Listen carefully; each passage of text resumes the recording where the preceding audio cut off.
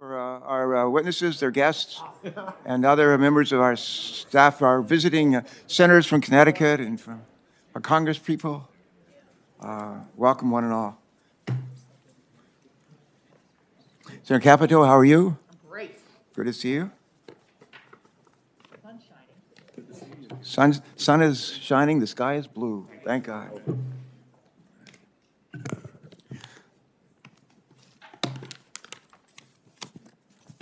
It's a pretty quiet group.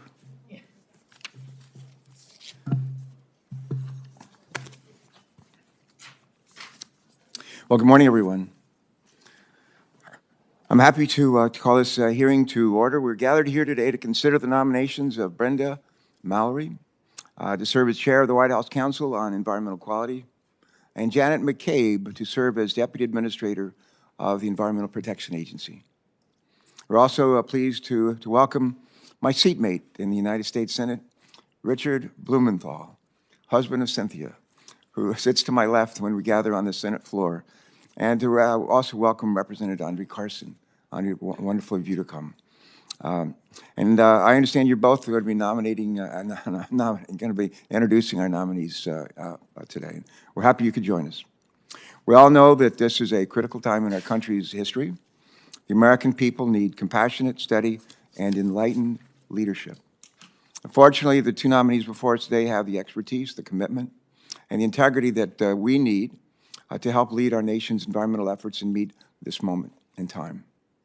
Both nominations before us today are for particularly important roles that can improve the quality of life for all Americans. One of my mentors, former governor of Delaware, Republican, named Russell Peterson, actually served as the White House Council on Environmental Quality during Richard Nixon and Gerald Ford's administrations. And Governor Peterson, a very wise man, used to refer to his role at CEQ as a orchestra conductor. He said, you don't play the instruments when you're the chair of CEQ, but you do try to work to enhance and ensure that everyone is playing in harmony. Think about that. He said, you don't play the instruments as a CEQ chair, but what you do is try to ensure that everyone is playing in harmony. The CEQ chair coordinates action across the entire government to ensure that federal agencies are working in harmony, that every federal decision advances the objectives of economic growth, better public health, and stronger environmental quality. Over the last 4 years, too often CEQ took dangerous policy actions undermining that very mission. And one example, the National Environmental Policy Act, or NEPA. As we know, NEPA calls on our federal government to consider the impacts on the environment and public health before taking major actions. This can inform the public about how transportation projects can impact air pollution and how federal development decisions can affect important historic sites. This law embodies our democratic ideals by offering the American people the opportunity to understand a proposed project and to voice their views to decision makers. The same principles of democracy and citizen participation enshrined in our Constitution, as it turned out, are also enshrined in NEPA. Sadly, the Trump administration, CEQ, walked away from the tenets of this 50-year-old law. So one of the many tasks ahead of the next CEQ will be to get back on track, to harmonize our efforts to address the climate change, safeguard public health, and ensure that we're treating others the way we would want to be treated. There are few persons as well qualified to tackle this challenge than Brenda Mallory. Ms. Mallory is a deeply committed civil servant and extensive experience under both Democrat and Republican administration. She is a kind, compassionate person who brings people together to find solutions. And that's exactly the kind of leader we need, working to address the climate crisis and improve access to clean air and water for all Americans while creating economic opportunities, job opportunities, too. We need that kind of leader at EPA as well, because we all know there's no shortage of leadership challenges facing EPA. The agency has been damaged repeatedly over the last 4 years. Policymaking at EPA should be grounded in science. Let me say that again. Policymaking at EPA should be grounded in science. Leadership is needed there to restore scientific integrity to decision-making so the men and women working there every day can effectively address the climate crisis and other challenges facing our nation and our planet. So we need strong leadership at EPA, and we need it without delay. Last month, we came together and advanced Michael Regan's nomination as EPA Administrator. And I want to thank my colleagues, especially our ranking member, for your help in doing that. I hope we will see this nomination come to the floor for a vote by the full Senate very soon. When confirmed, Mr. Regan will need a Deputy Administrator by his side. Steady, experienced leadership is essential, and Janet McCabe will provide exactly that. Many of us here first met Ms. McCabe when she was in a different role, a very different role at EPA. For this position, though, she'll have a different mandate, overseeing management of the agency's day-to-day operations. She's well-suited to meet that challenge. She has a deep understanding of the inner workings of the agency and its people, and a profound commitment to their shared mission. How's this for a good fit? 9 people who previously held the role for which she's been nominated, 5 Democrats, 4 Republicans, all recommended her for this job. Think about that. Let me say that again. It's worth repeating. 5 Democrats and 4 Republicans who held the job for which she's been nominated have all recommended her for this job. You don't see that every day. Well, I'm convinced that she'll bring a profound dedication to public service as she works to rebuild morale, restore scientific integrity, and closely partner with states, our states, to protect the health of all of our communities. Many of our colleagues know that I like to quote Albert Einstein, who once said, among other things, "In adversity lies opportunity." Well, we have no shortage of adversity in our nation today. We know that. Whether it's this deadly pandemic, unemployment just beginning to show signs of improvement, or the growing climate crisis, there seems to be adversity just about everywhere we turn. But with that adversity, there's also great opportunity. There's an opportunity for us to unite in common purpose, to join together as fellow Americans, to do great things for our planet, for our country, and for our neighbors, whether they live around the corner, across town, or on the other side of the world. The American people are looking at us, looking to us, to rise to today's challenges and turn those challenges into the opportunity for a better future, for them, for our states, and for us. Let's not let them down. And with that, I want to turn to Ranking Member Senator Capito for her opening comments. Senator Capito. Thank you. Thank you, Chairman Carper, and thank you all for being here. Thank you, Senator Blumenthal and Representative Carson. It's nice to see you again, and I appreciate you taking the time to introduce our candidates today. Last week, we had a very productive and positive hearing about how the committee can develop and advance a bipartisan, common sense surface transportation reauthorization bill. We heard about the importance of state flexibility and streamlining to get projects built faster, more efficiently, and to drive our economic growth. I look forward to building on that momentum of the committee and developing a bipartisan bill through the committee in regular order. Today, we have the opportunity to speak with 2 nominees to environmental policy positions in President Biden's administration who have a great say over the path the administration takes in that regard. I will be questioning potential regulatory overreaches by the administration beyond the authorities granted by Congress and this committee. And I know that the 2 candidates, both Janet McCabe, who's the nominee for the department, or the Deputy Administrator at EPA, and Brenda Mallory, who I've just met for the first time, the nominee to serve as Chair of the Council on Environmental Quality, will have very definitive answers. These 2 nominees certainly have a wealth of experience, and I certainly appreciate their willingness to serve, to go through this process as well. And we've talked on the phone, and I appreciate the Zooms that we had. It would be no surprise to either one of them to know that some of the policy positions are causing me some concern. This Congress, and as our Chairman noted, our first nominee in front of the committee was the Secretary Michael Regan, who is presently head of the North Carolina Department of Environmental Quality. He has been nominated to serve as the administrator of the Environmental Protection Agency, and he came out of this committee. When I said at our business meeting that month, I said, Secretary Regan is the type of person I would like to see leading a federal agency. He expressed a desire to work in a bipartisan manner and has a history of doing so. This is where our paths diverge. Unfortunately, The agenda had already been set by unconfirmed officials in the Biden administration before Mr. Regan even had his hearing. That agenda is clearly shaping up to be a repeat of the Obama administration's regulatory agenda that devastated my state of West Virginia. Both of our nominees today served in politically appointed leadership roles in that administration and supported that agenda. In my view, that agenda means putting Americans out of work through executive orders like canceling the Keystone XL pipeline and rolling back common sense regulations that protect our environment while keeping our economy moving. It means promising the world that America will double down on reducing emissions while countries like China and India will get a free pass. The part that bothers me the most on these actions was the nonchalant attitude that I felt and many of the people that I represent felt during those years directed at them. According to a Politico reporter on Twitter, Gina McCarthy said at a recent event that after she saves the world from climate change, she'll enjoy the most expensive glass of champagne I can find. She also said in an event in February that, quote, "We have to get the middle of the country understanding and active on climate.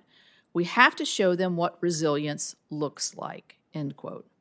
I think that the people of West Virginia and the people in the middle of the country, they know what resilience looks like. We are experts in developing our energy resources and managing our land. What we don't need is an unelected or unaccountable, really, bureaucrat telling us that they know what's best for us, or look forward to celebrating with a toast of the expensive champagne that will cause the policies that have caused pain in the past, and hopefully we can do better in the future. In that past administration, Ms. McCabe reported to Ms. McCarthy. Ms. McCabe said the Clean Power Plan was her proudest accomplishment, and we talked about this on our Zoom call, and I appreciate that. Let's just say I have strong feelings about the plan, as everyone on the committee knows. I led a Congressional Review Act resolution to throw it out that passed our Congress but was vetoed by President Obama. If the Clean Power Plan had been implemented, it would have imposed sweeping energy shifting from coal and natural gas to wind and solar, preventing our gradual economic recovery from the Great Recession, a recovery that still hasn't been felt in parts of my state, thanks to some of these regulations. The Clean Power Plan was designed not to protect the environment, but to hurt fossil energy. My state, being a large fossil energy producer, was right in the middle of it and fought the rule in court with a host of other states. It never did go into effect. Ms. Mallory served as the general counsel on the Council of Environmental Quality under President Obama. During that time, the administration made no effort to modernize the decades-old regulations under the NEPA, or the National Environmental Policy Act. And we talked about this in our hearing with the governors, how the permitting for transportation and infrastructure projects goes on for so long, a lot of it under the NEPA regulations, that it costs money and people abandon projects after a while. So President Trump's CEQ did the right thing and updated those regulations to speed project delivery. Ms. Mallory has not minced words about her views on these regulations. When asked about the Trump administration's rules, she said, and I quote, "You almost don't have a choice but to remove the whole thing."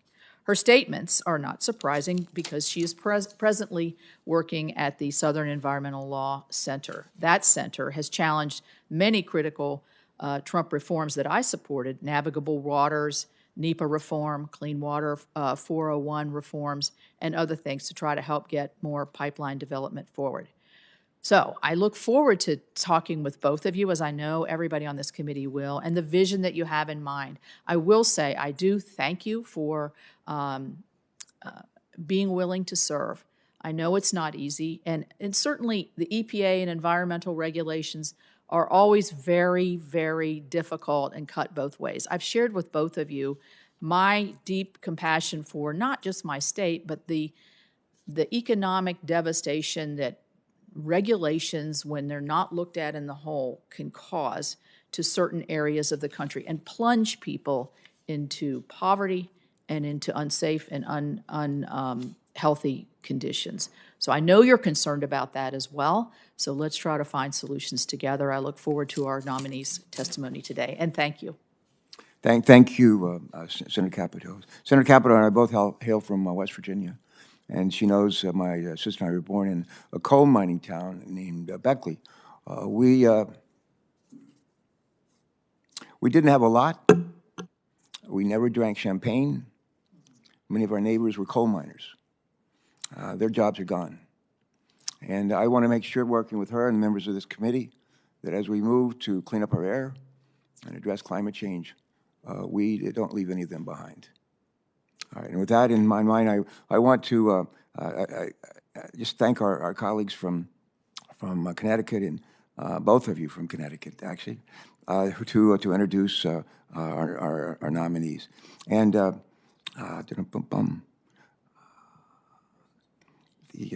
no, Indiana wants me. Sorry about that, Andre. But I want to turn now to our colleague from Indiana to introduce our nominee for the U.S. Environmental Protection Agency. Where's your district? Indianapolis, Indiana, sir. Okay. 5,500. Yeah, that's good. And we're delighted that you're here to introduce our nominee for the EPA, Janet McCabe. And you want to go ahead and start, and then I'll turn to Richard. Thank you. When I was a kid growing up in West Virginia and later in Virginia, we used to occasionally watch professional wrestling. And one of my favorite wrestlers was Andre the Giant. How tall are you? I'm 6'4", but growing up in Catholic school, they called me Andre the Giant. I'm sure they did. Well, welcome, Andre. We're happy to see you. Thank you. Well, good morning. I want to thank you, Chairman Carper and Ranking Member Capito. Good to see you again for holding this hearing. You know, I'm extremely pleased and honored to be here to introduce Janet McCabe, President Biden's nominee to be the Deputy Administrator of the Environmental Protection Agency. I could not be more supportive of her nomination, not only because she's a fellow Hoosier who has made our state proud, but also because she has demonstrated the character and experience necessary to succeed in this very key position. Her extensive career in environmental protection, education, and advocacy spanning decades reveals a consistent and passionate effort to be of service to others. She understands better than most that protecting and preserving our environment is about standing up for the most vulnerable among us. That includes children harmed by rampant pollution in their formative years, communities of color which bear the brunt of environmental justice, struggling workers whose livelihoods are threatened by climate change, and more. This is why her nomination has garnered praise and support from all sides of the political and ideological spectrum. Her life and career demonstrate those Hoosier values of compassion, hard work, and seeking common ground. Under her leadership, I'm very confident she will help the EPA return to its core mission and to make much-needed progress in ensuring we leave our planet healthier for future generations. I look forward to working alongside her to achieve this vital goal should she be confirmed. Thank you. Thank you, Congressman. Let me now turn to our colleague, not my roommate, but my seatmate in the Senate, Richard Blumenthal, to introduce Brenda Mallory to be the chair of the Council on Environmental Quality. Colleague, welcome. Good to see you. Thank you. Tell us about Ms. Mallory.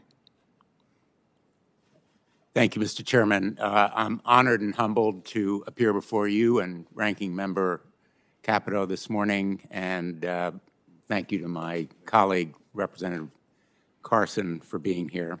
I couldn't be prouder than to introduce Brenda Mallory to the committee today. I couldn't be prouder because she is the best person for this job, whom I know in the entire country, and I couldn't be prouder because she is a daughter of Waterbury, Connecticut. Although she's lived in Maryland for quite a few years, her roots are really in Waterbury, and they reflect the values of that great city, a commitment to faith, family values, and tough work ethic, and a commitment to community that really was reflected in her father, a legend, the Reverend Thomas Mallory, who was so committed to caring for every individual and to bettering the community as a whole.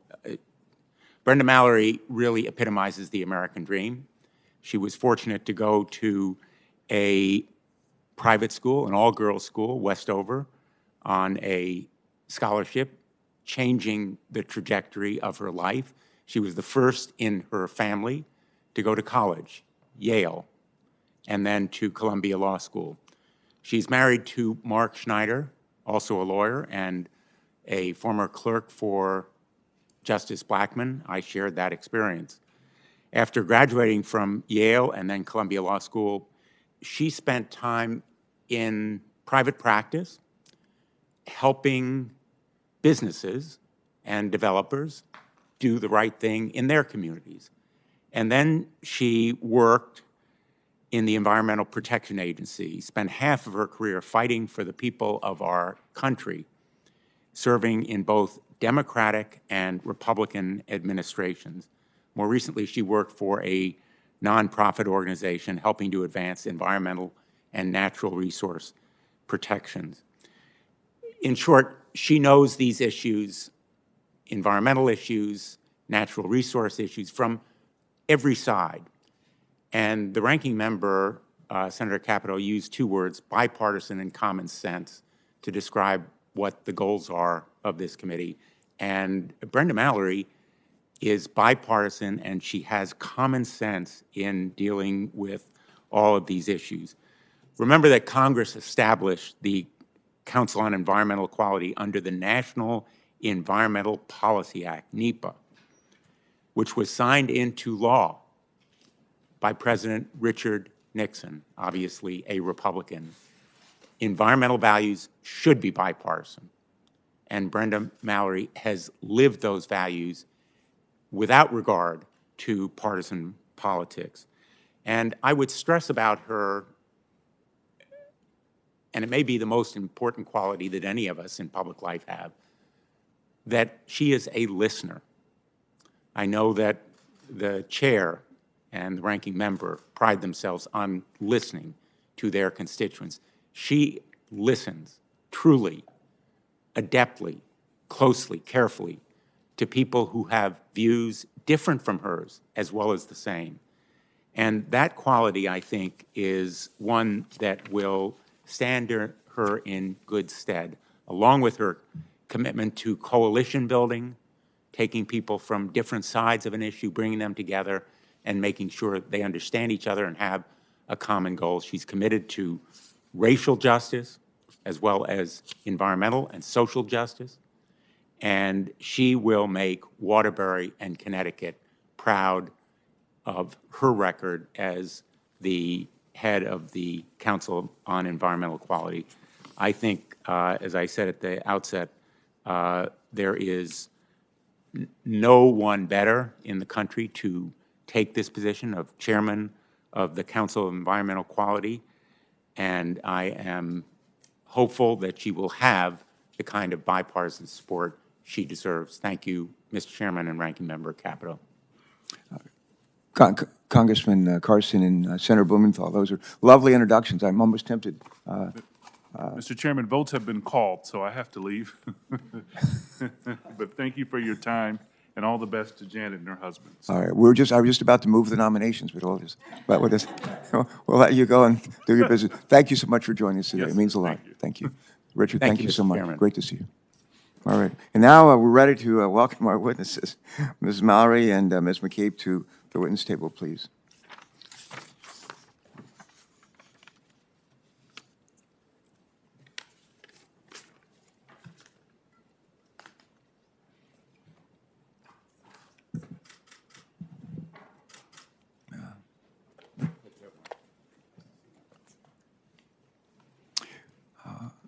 Ms. Mallory, I think I'm going to ask you to start first and share with us your opening statement. And I understand that you might have a special guest with you, and if you feel like introducing him, feel free.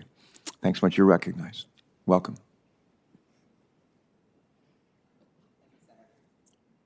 Good morning, Chairman Carper, Ranking Member Capito, and the members of the committee. I want to thank Just make sure your microphone is on, please. Would you just make sure your microphone is on? We want to hear every word. Maybe pull it just a little bit closer. Good morning. That's better. Thank you. Good morning, Chairman Carper, Ranking Member Capito, and members of the committee. Thank you for the opportunity to appear before you today as the nominee for the chair of the Council on Environmental Quality. It is the greatest privilege of my professional life and a blessing in my personal life that President Biden has nominated me for this important position on his environmental team. I want to thank President Biden for this nomination and for trusting me to lead CEQ. Thank Senator Blumenthal for that wonderful wonderful and kind introduction. I also want to thank the members of the committee and their staff who took the time to meet with me prior to this hearing. I thoroughly enjoyed and learned from every conversation.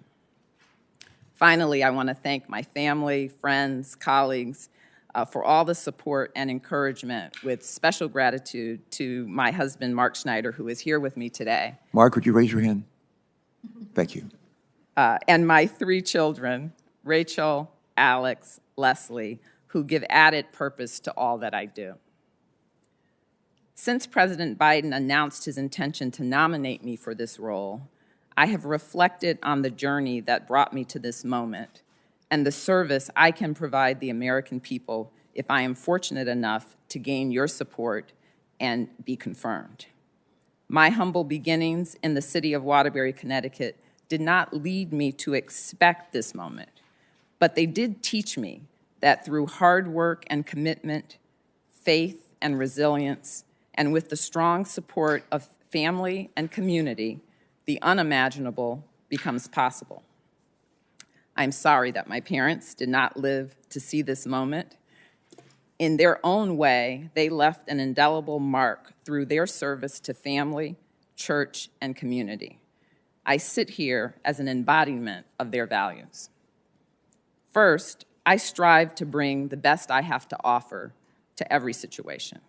I have always taken great pride in finding ways to make a difference wherever I am.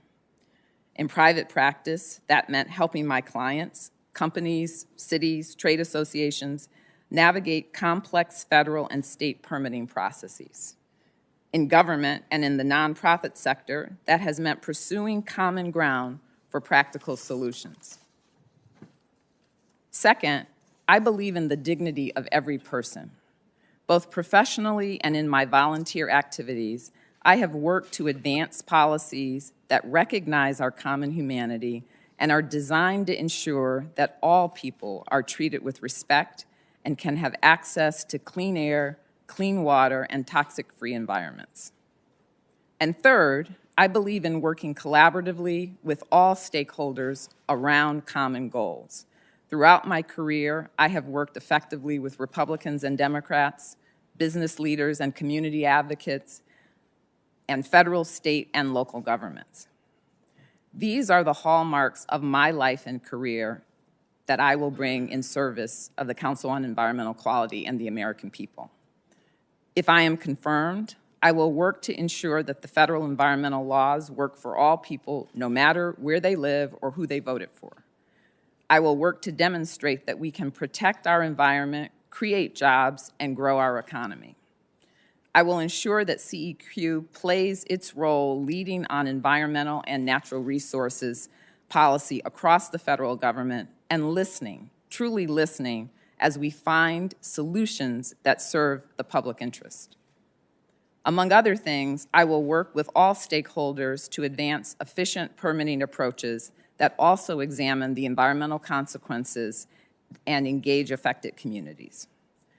I will see that CEQ's expertise is applied to the challenge of reducing greenhouse gas emissions and to helping communities to prepare for the increased flooding, more frequent hurricanes and wildfires, and other impacts of climate change that are already occurring.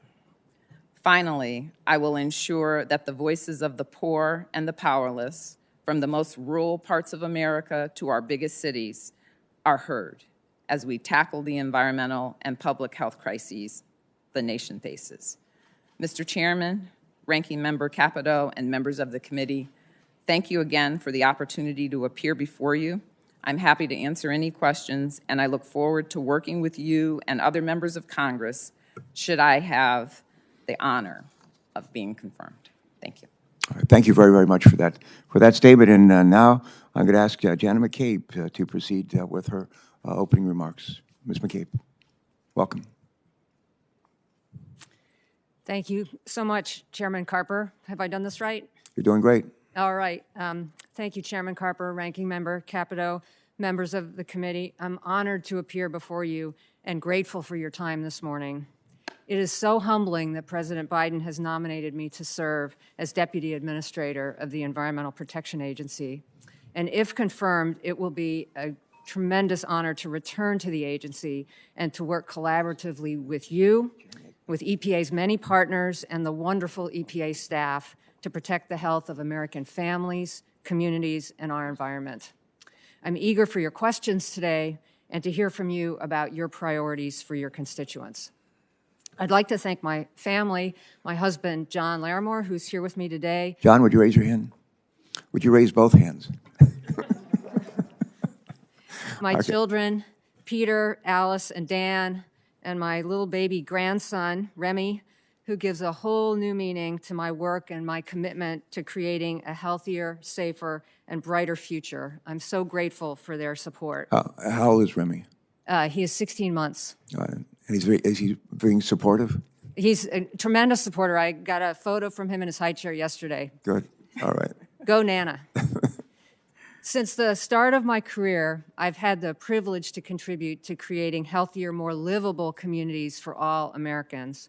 I learned early on how poor air quality can worsen asthma and other respiratory problems, leading to higher medical bills, missed days of school and work, and an overall diminished quality of life. Air pollution is connected with heart disease, cancer, and birth defects. It shortens lives. These and other public health issues facing our fellow Americans have motivated my work.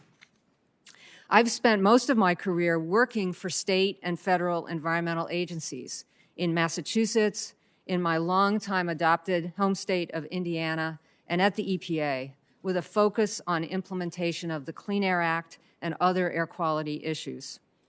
During my 7.5 years in the EPA's Office of Air and Radiation, I worked on the entire range of air quality issues and became very familiar with the core operations of the agency.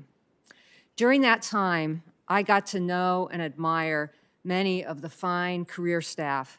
They come to work every day committed to helping the American people live healthier, more productive lives. I can't say enough about the public servants in our government, state and federal, who do what the public expects of them from one administration to the next.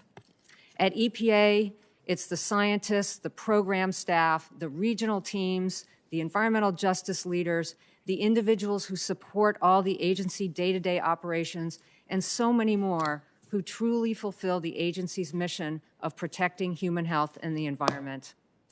If confirmed, it will be an honor for me to join them once again and support their work on behalf of public health and the environment. When I worked in the Office of Air and Radiation at EPA, I focused on the critical partnership between EPA and the states. I know from my own experiences in both state and federal agencies that the federal-state partnership is fundamental to achieving progress, overcoming complex challenges, and delivering for the American people. This relationship requires openness, transparency, flexibility, and a willingness to listen, even if there are times when we do not agree. Being open and willing to listen to all stakeholders is how EPA should be doing its business. And if I'm confirmed, I would be guided by a commitment to fostering open dialogue and giving as many as possible a seat at the table. While at EPA, I also worked hard to strengthen the relationship between the headquarters and the 10 regional offices. We worked on streamlining reviews and approvals, improving communication with our state partners, ensuring consistent implementation of national programs, and valuing the expertise that each person brought to the issues. In addition to my government service, I previously served as executive director of a small children's environmental health nonprofit in Indianapolis, where I got to work directly with families worried about lead paint or clean water, work was so rewarding and gave me a better understanding of how challenging these issues can be for families around their country. If confirmed, I'll work to ensure that all children can share equally in the promise of clean water to drink, clean air to breathe, and the opportunity to lead a healthy and productive life. In my more recent work with Indiana University and the Environmental Resilience Institute there, I've worked with many local governments across Indiana, developing resources and tools to help them address the environmental challenges they face, listening to them first to find out what their needs were and how the university could help, making their communities healthier and more economically vital. From all of my experience, I know firsthand that our programs to improve public health and protect our environment are strongest when they're informed by a diversity of perspectives and rooted in science, transparency, and the law. As the grandmother of one little boy and with another grandchild due to arrive later this month, I promise that if I'm given the opportunity, I will work alongside our talented EPA staff to help ensure that all of our children and grandchildren can grow up in a cleaner, healthier, and more equitable world. If confirmed, I would be honored to work with Secretary Regan and all of you to make that a reality.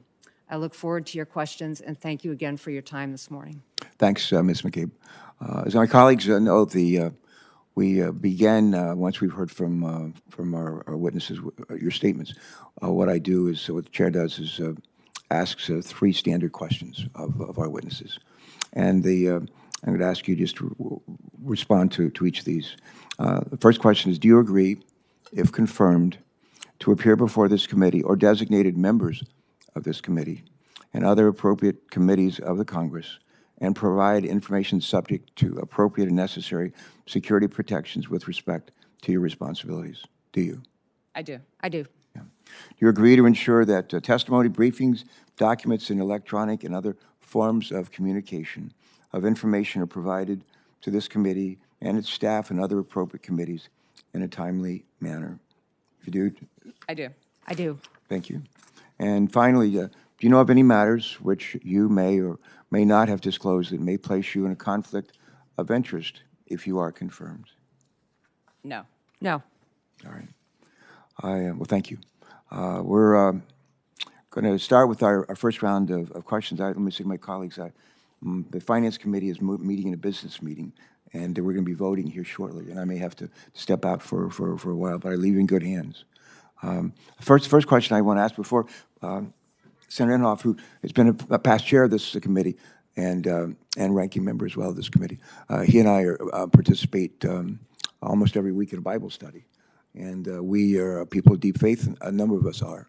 And we are guided by our faith. And I was interested, Brenda here used to talk about your faith and your parents' faith. And how does your faith guide you? How would it guide you with respect to these responsibilities that you've been nominated to fulfill? Thank you, Senator, for that question. I think my faith is a very important anchor in all that I do and has been, I would say, a force in helping me to navigate the various trials and tribulations in life and to find a way to look for purpose in how I can help people and to do the work, whatever I'm called to do, in a way that advances people's lives. And that's my goal, and that's what I would do if I was confirmed to serve at the Council on Environmental Quality. Does the Golden Rule fit in there anywhere? I'm sorry? Does the Golden Rule fit in there anywhere? What you just said. Golden Rule. Golden Rule. Absolutely, Senator. I think that actually does inform the way that I interact with people, that I expect and I look forward to working with people in a way that gives honor to what they are bringing to the table, and I try to bring the same energy and the same approach to issues that I would like to have people bring to me when I'm engaged on issues. All right, thank you. Ms. Mallory, speaking from your own experience, would you tell us how important CEQ's coordinating role is, and how will your experience guide your leadership at CEQ, if confirmed, in making sure that all stakeholders have a voice in our nation's environmental policy? Yes, Senator, thank you so much for that question. The CEQ, as has already been stated, was created under the National Environmental Policy Act with a broad mission to assist the president on environmental policy across the spectrum on a broad range of issues. And I think the goal of CEQ over time has been to serve the role of knitting together all of the work that's being done across the agencies and helping to bring to the president and to the White House staff the information about the expertise that folks have in the agencies and how it can be applied towards the president's agenda. And so that's a role that CEQ has played over the years, and in my time at CEQ was a very important part of the work that I assisted in doing. And that, I think, particularly the more complicated the issues and the more issues there are to address, becomes really important in ensuring that that there is important coordination. And coordination, in terms of my own experience, has been really the key of all of the work that I've done, both in private practice and as well as in my various roles in the government. That ability to bring groups of people together around a common goal has been very central. And on one of the projects that I started on in my private practice career, which was to basically help in the environmental and historic resources analysis and strategy for what's now the Capitol Center arena. There were many players involved in that project, many different businesses. It was an important economic development opportunity for the District of Columbia. And it was one of the examples where I was tasked basically to bring together all of the forces around, in particular the historic resources issues, which was central to overcoming the concerns of the community around those issues and making sure that that they were handled in a way that met a very short timeline that required completion of the permit so that financing for the project was available. Thank you very much for those responses. I'm going to turn now to Ms. McCabe and just ask, would you tell us about some of the environmental challenges that you've seen at the community level in Indiana, where you work and where you've lived much of your life, and how they've impacted your thinking about environmental policy generally?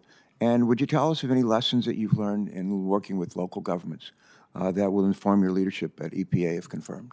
Yes, thanks, Senator. I think one of the most compelling issues that I've had close personal experience with dealing with families on is the issue of childhood lead poisoning, which is a serious concern in Indianapolis, in various cities in Indiana, and all across the country due to our aging housing structure, the legacy of lead in our environment. And there's nothing more tragic than the youngest and most vulnerable of the people in this country being exposed to these things with potentially life-altering damage to their neurological systems. And being able to sit in a kitchen with a family and show them where the dangerous lead paint is on the windowsill and give them some practical help on how to protect their children is just the most fulfilling and important work.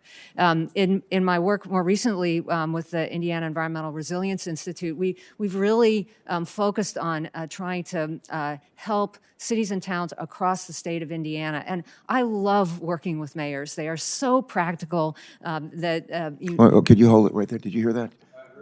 Yeah. I'm a recovering governor. He's a recovering mayor.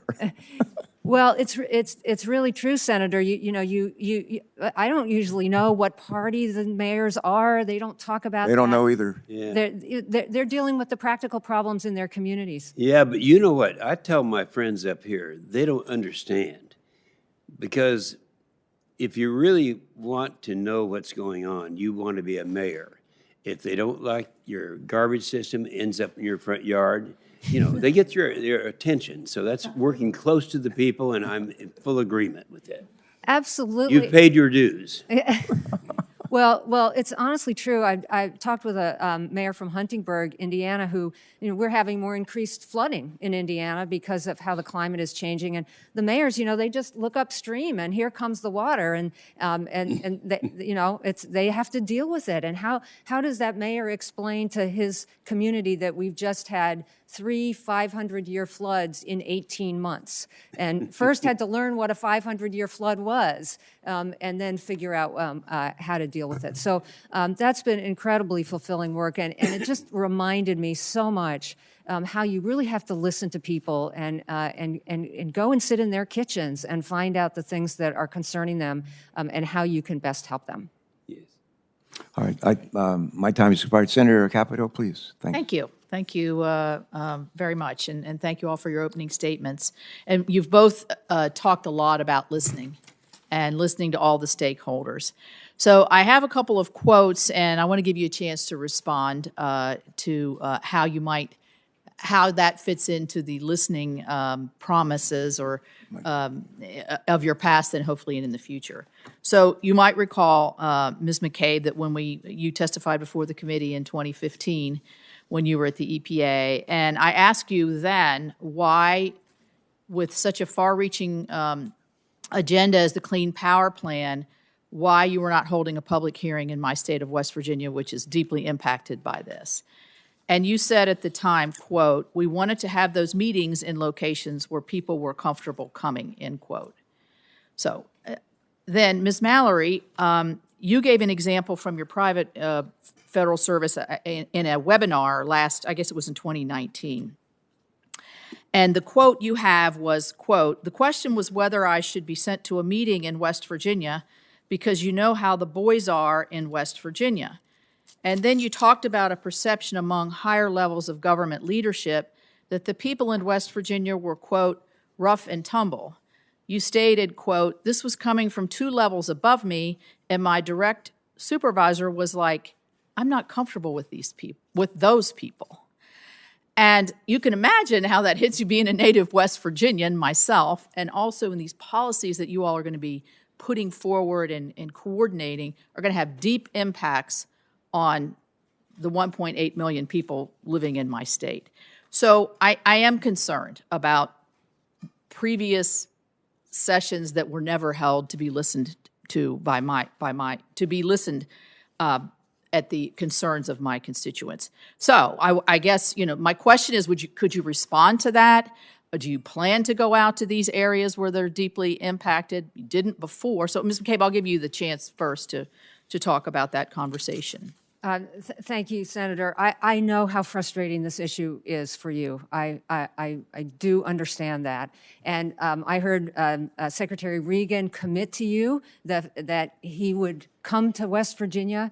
I make the same commitment to you today, that if I have the opportunity to visit with you and your constituents in West Virginia, I absolutely will come. Thank you. And Ms. Mallory, do you have a response to your quotes? Sure, absolutely. And I absolutely commit as well to come to West Virginia. And just for a little context on that quote, it was a speech that I was giving at a conversation about diversity and treating the staff, and in this case it was women, fairly on the job. And on the job, I was explaining how in a situation where there was a meeting in West Virginia that there was some sense that I shouldn't be allowed to go because of how people would react to me. And at the time, what I was saying was, I should be allowed to go where I need to go to do my job. And I would commit to you that if there are reasons to be in West Virginia, I will gladly come to West Virginia. Well, I appreciate that. We're very polite, nice, warm, and loving people. I promise you that. And we would embrace you coming to our state to hear really the direct impacts. Strike that from the record. Let's talk about the Clean Power Plan, Ms. McCabe. You did, I think, characterize it as one of your, something you're extremely proud of. We know it was a stay at the Supreme Court level and never actually went into effect. One of the issues with that, and I asked Secretary Regan about this too, but I'm going to ask you, do you believe that the EPA has the authority to use Section 11D of the Clean Air Act to regulate a power plant's carbon dioxide emissions outside the fence line as the Clean Power Plan did.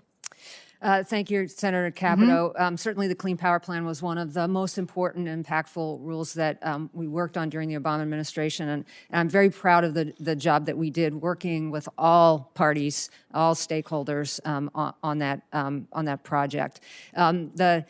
You're right that the Supreme Court did stay the rule. We've never had a legal ruling on that very question. And certainly, we would not have put that rule forward if we did not believe that we were acting within the four corners of the Clean Air Act. I understand that people have different views about that. To the extent that EPA or other agencies move forward looking at these policies in the future, I don't know whether my responsibilities as deputy will involve me in those issues. If I'm asked, of course I will. But I know that there will be lots and lots of conversation about that very issue and solicitation of views from everybody who has an interest in it. Thank you. All right, thanks, Senator. I'm going to be stepping out in just a moment. I'm going to leave the gavel here with you. I would just ask that I not come back and find that you've enacted 6 of your favorite pieces of legislation. So. All right, well, I know. That really scares me.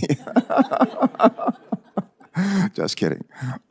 Senator Whitehouse is next. I think he's joining us by WebEx, and then I think Senator Inhofe might be right after him. So, yeah, you bet. Senator Whitehouse, and then I think Alex has joined us as well. Senator Whitehouse, please, you're recognized. I'll be right back. Senator Whitehouse, are you out there? Is anybody out there? Senator Whitehouse, going, gone. Senator Inhofe, you're recognized. Well, thank you. Thank you very much. I accept. Brenda, I enjoyed your comments that were extracted, and I thank you very much, both of you. I enjoyed visiting with you. In reality, we know that we disagree on some things, and we were very frank about that in our conversations. But, I used to kind of laugh about Barbara Boxer, commenting that she and I had very little in common philosophically, but we got more done than any other committee did. So hopefully we'd have that kind of a relationship.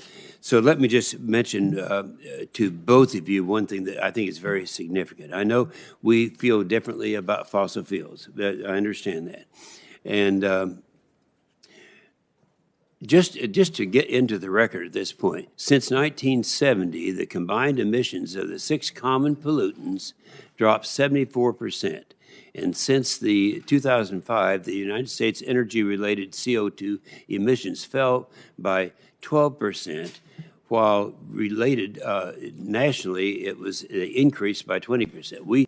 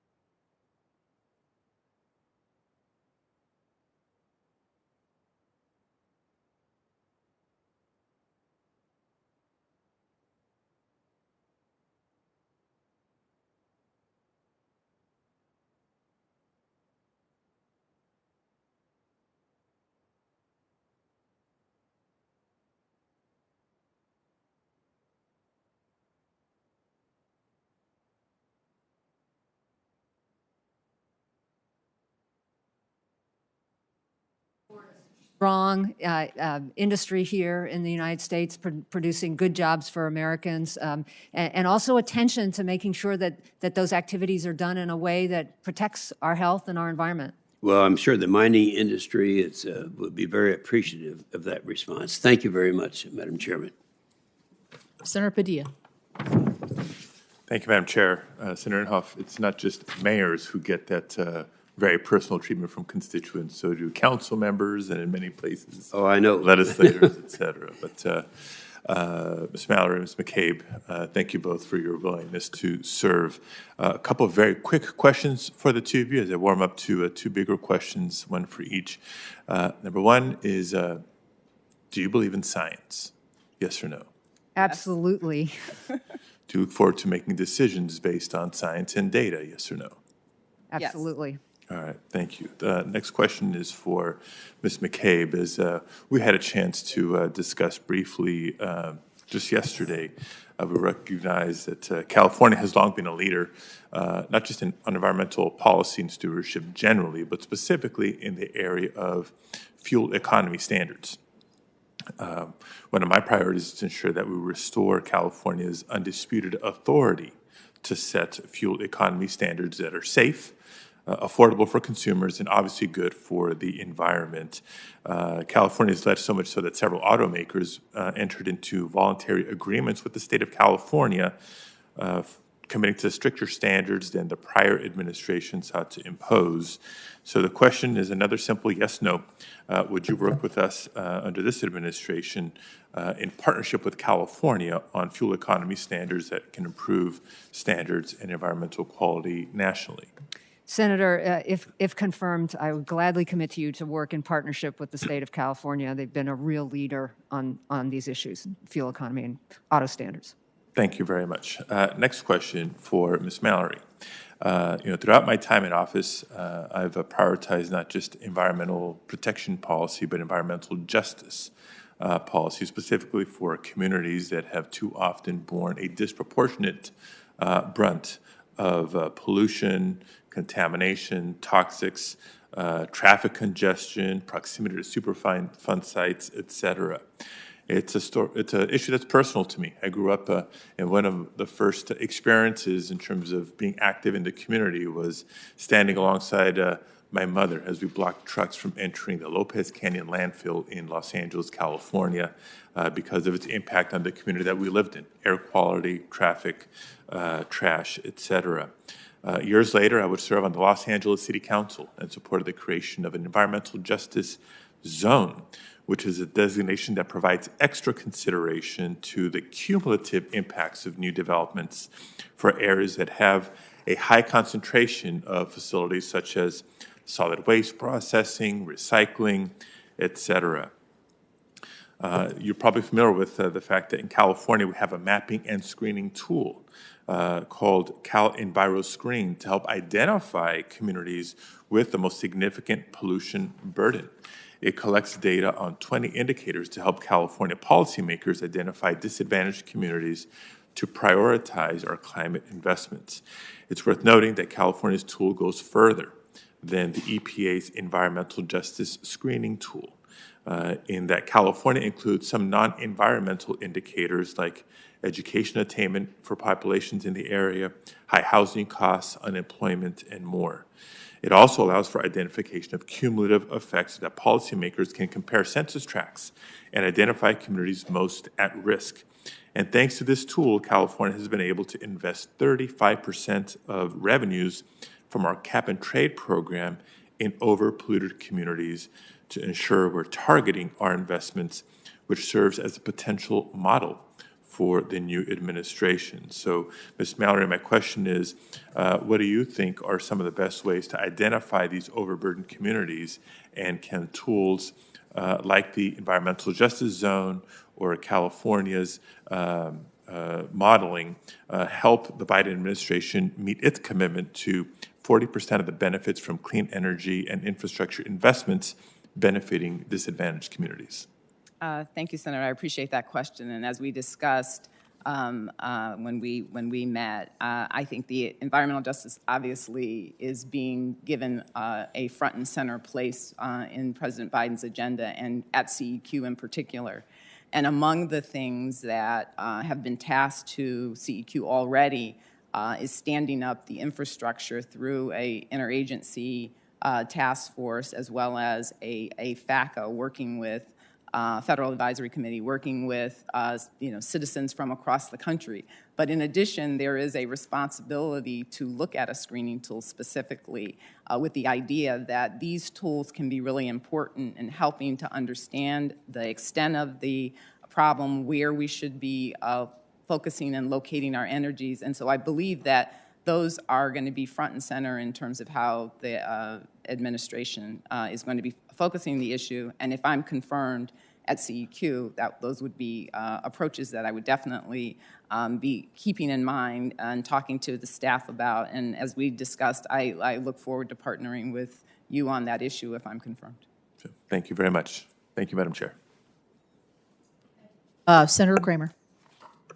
Thank you, Madam Chair. Thanks to both of you for being here, and thank you for the time on the phone. It was helpful to me. Ms. Mallory, I'm going to focus on you for the first 5 minutes, so you may be able to relax a little until the next round. As you know, obviously, CEQ plays a really important role in infrastructure review and approvals, and your current employer, the Southern Environmental Law Center, has been a high-profile litigant against numerous pipelines within the states that you're now going to have oversight of. When you joined the SELC, you said it was a, quote, perfect fit, unquote. When the Atlantic Coast pipeline was canceled, one of your colleagues was quoted as saying, quote, this risky and unnecessary project is on the scrap heap where it belongs and the decks are cleared, unquote. Do you agree with your colleague's sentiment, and is there at least one well-known pipeline project that you have ever supported? Thank you, Senator Kramer. I really appreciate that comment because it goes to the heart of something that I think is important for establishing with you and the public in general, which is I take very seriously the role that I would play as a federal official serving the administration and in particular serving the American people. And I've had a really broad experience, as you've heard, of which has brought me in contact with and working with a number of different stakeholders over the past time. But in the job as the chair of CEQ, if I'm confirmed, my job will be focused on serving the American people and serving the President Biden's agenda. So those issues are no, they would not drive the way that I approached any particular issue. Have you ever supported a pipeline? And if so, what differentiated that pipeline from the ones you didn't support? In fact, as I said, in my life as a private practice lawyer, I worked with pipelines and helped pipelines get permitted as well. But that was 20 years ago, and what I'm focused on now is serving President Biden's agenda. Okay, great. So let's get to something real recent and current. The Dakota Access Pipeline, which, as you might imagine, is really important to North Dakota, begins in North Dakota, moves about 600,000 barrels of Bakken crude to market every day. Been operating successfully now for 4 years without any incidents. They were recently ordered to redo its NEPA, as you're probably aware. After it was built and safely operating, Judge Boasberg here in the District of Columbia ordered that the pipeline be shut down and required a full EIS to be conducted. Thankfully, the circuit disagreed, at least in part, with his ruling and realized that the folly in that decision was that it would be shut down, so it allowed the pipeline to stay in operation, thank goodness. As a reminder, the company did do an EA instead of an EIS, and now through this external litigation, they're forced to kick through shifting goalposts, and of course, it's litigation from organizations like yours. Despite what seems to me, and I think to most North Dakotans and most people with common sense, the insanity of all of this, the real question comes down. Well, let's just say that both the company and the Army Corps of Engineers, the two entities most involved in this, of course, are complying with this EIS. I think everyone should understand that as ordered. Should you be confirmed, can you commit that the White House will not interfere with the timely progression of the results of the EIS. And I asked that question because we know there's a lot of pressure, political pressure, being applied to the White House and to the president himself to stop the Dakota Access Pipeline after these 4 years of successful operation. Can you commit that the White House won't interfere politically? Senator, I can commit that I will carry out the president's agenda in making sure that there are decisions that are made are based on sound science and full integration of the information that we have about issues. And I'm happy to commit to you that if we move forward and I'm confirmed and this issue is before us, I'm happy to talk to your office about it. Well, I'm happy to do that, except that the science is, and I appreciate your commitment to science. The EA was done, and it was done under the Obama administration and approved by the U.S. Army Corps of Engineers, and the EIS is being done for all good scientific reasons. So I would hope that at the end of all that good science and discussion with my folks, that we could keep the Dakota Access Pipeline operating, lest we become dependent on other nations again. I think given the shortness of my time, I'll wrap it up there, Madam Chair. Thank you. It's my understanding that we don't have other Democrats lined up, so I'm going to keep going down the Republican side and go to Senator Lummis by WebEx.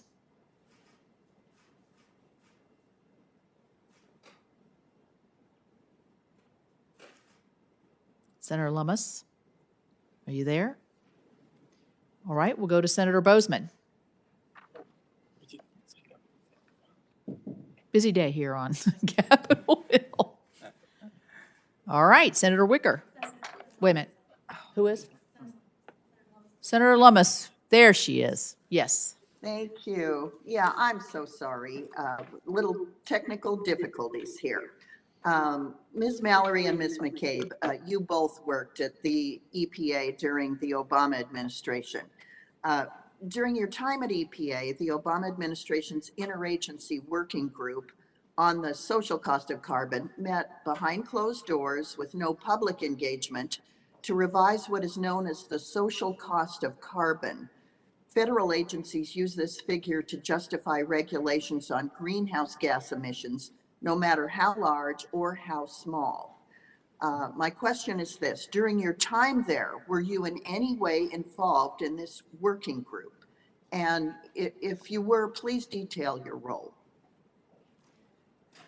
Senator, this is Janet McCabe. I was not involved in the working group to develop the social cost of carbon. Senator, CEQ was a participant in the working group on the social cost of carbon during the Obama years. Well, and thank you for saying so. The interagency working group did not publicly list individuals that contributed to the working group's efforts. Public input was limited. President Biden reconstituted this working group and directed it to revise the existing costs. Only 5 of the 12 Senate confirmed positions that lead agencies of the working group are confirmed thus far. And last Friday, the administration reverted to the Obama era cost estimates. So I raised this issue to reinforce the need for openness and transparency in how critical data is developed. I think this is particularly important when the figure is used to rationalize costly, job-killing new regulations. And this is an issue that is important to my state, so hence my raising the issue.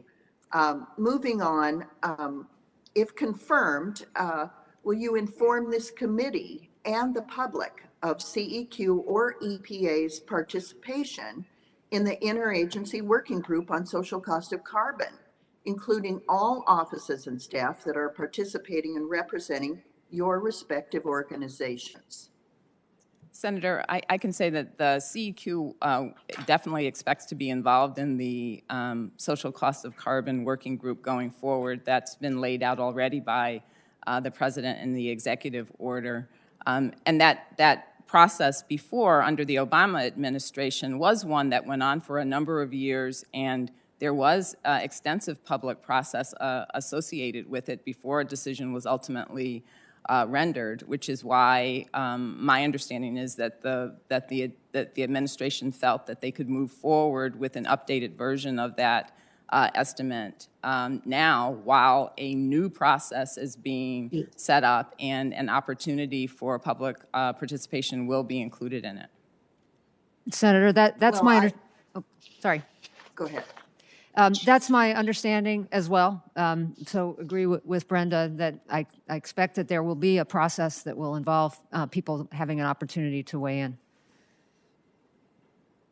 So thank you for that. So I'm assuming that both of you support using the regulatory review process for future revisions to the social cost of carbon.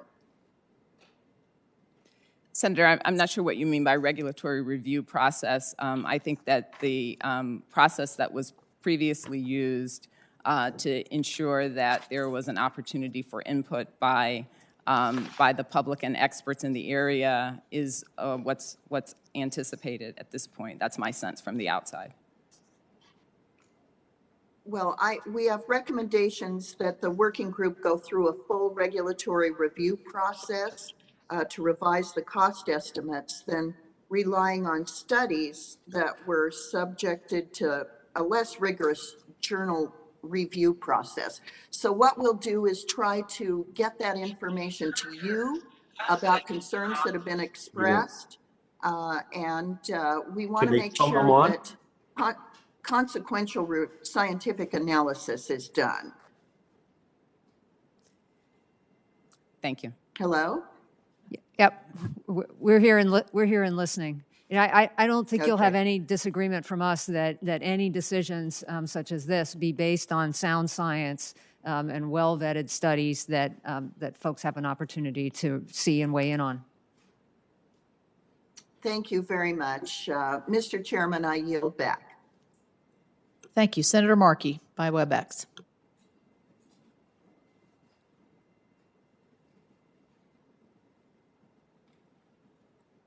Can you hear me, Madam Chair? Yes, I can hear you. Thank you. Okay, beautiful. Thank you. Thank you to both of our great panelists for being here. Thank you for being willing to serve. As you both know, we're in a climate crisis right now, and we need to move forward aggressively in order to deal with this crisis. So I'd like each of you, if you would, just to give me a sense of your commitment to ensuring that we unleash this clean energy revolution that can help to deal with the climate crisis. Senator, I'm happy to give you the commitment that I will carry out the responsibilities of CEQ if confirmed in a way that advances President Biden's agenda in an aggressive way. Okay, Senator great. Mark, this is Janet. We can't see you, so we're all sort of looking around the room. There you are. There you are. Great. It's great to see you. You have my commitment as well, that if I'm confirmed as deputy at EPA, I will work with the agency, with all the other agencies in the federal government, and with this body to address the serious issues of climate change across this country. No, thank you so much. And the workers at the EPA, they give up their lives, they dedicate their careers to helping to protect the American public against the worst, most invidious dangers that are created by pollutants and other dangers to our society. These workers need to be protected. I know that it's something that absolutely has to be done. That's why I signed on to the EPA Workers' Bill of Rights to fight for scientific integrity and healthy working conditions. And that includes the 8,000 members of the AFGE working at the EPA. So are you committed to ensuring that we create a safe working place for these workers, Ms. McCabe? Yeah, Senator Markey, it's the staff at EPA that bring environmental protection and public health protection to this country.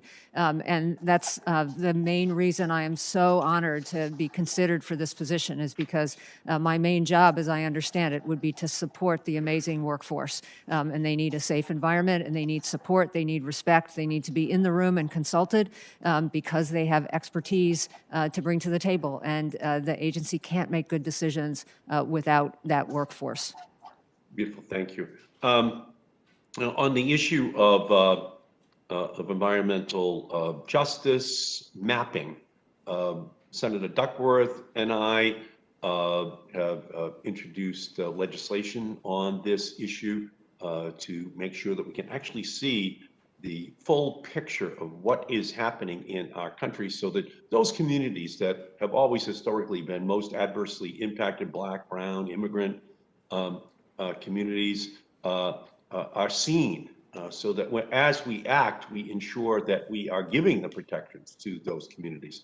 So I'd love to hear each of you speak about that issue and the need to focus upon it over these next 4 years. I know that Senator Padilla has already raised it, but just love to hear you expand a little bit more on that subject. Sure. Thank you, Senator Markey. And as we discussed in our conversation, the President has made environmental justice a central element of his agenda and a central element of the work that CEQ will be doing. So I look forward to working with the staff and really with the rest of the federal government as we move forward on this issue. As I said to Senator Padilla, one of the issues that is already identified in the executive order that the President issued is the need to look at better tools to help understand where the communities are and where activities are most needed from the work that we're doing. And so I also expected that to be part of the work that I would do at CEQ if confirmed. No, thank you. Senator, sorry. Please. Yeah, I'll just add that EJ Screen, EPA's screening tool, was developed when I was at EPA before.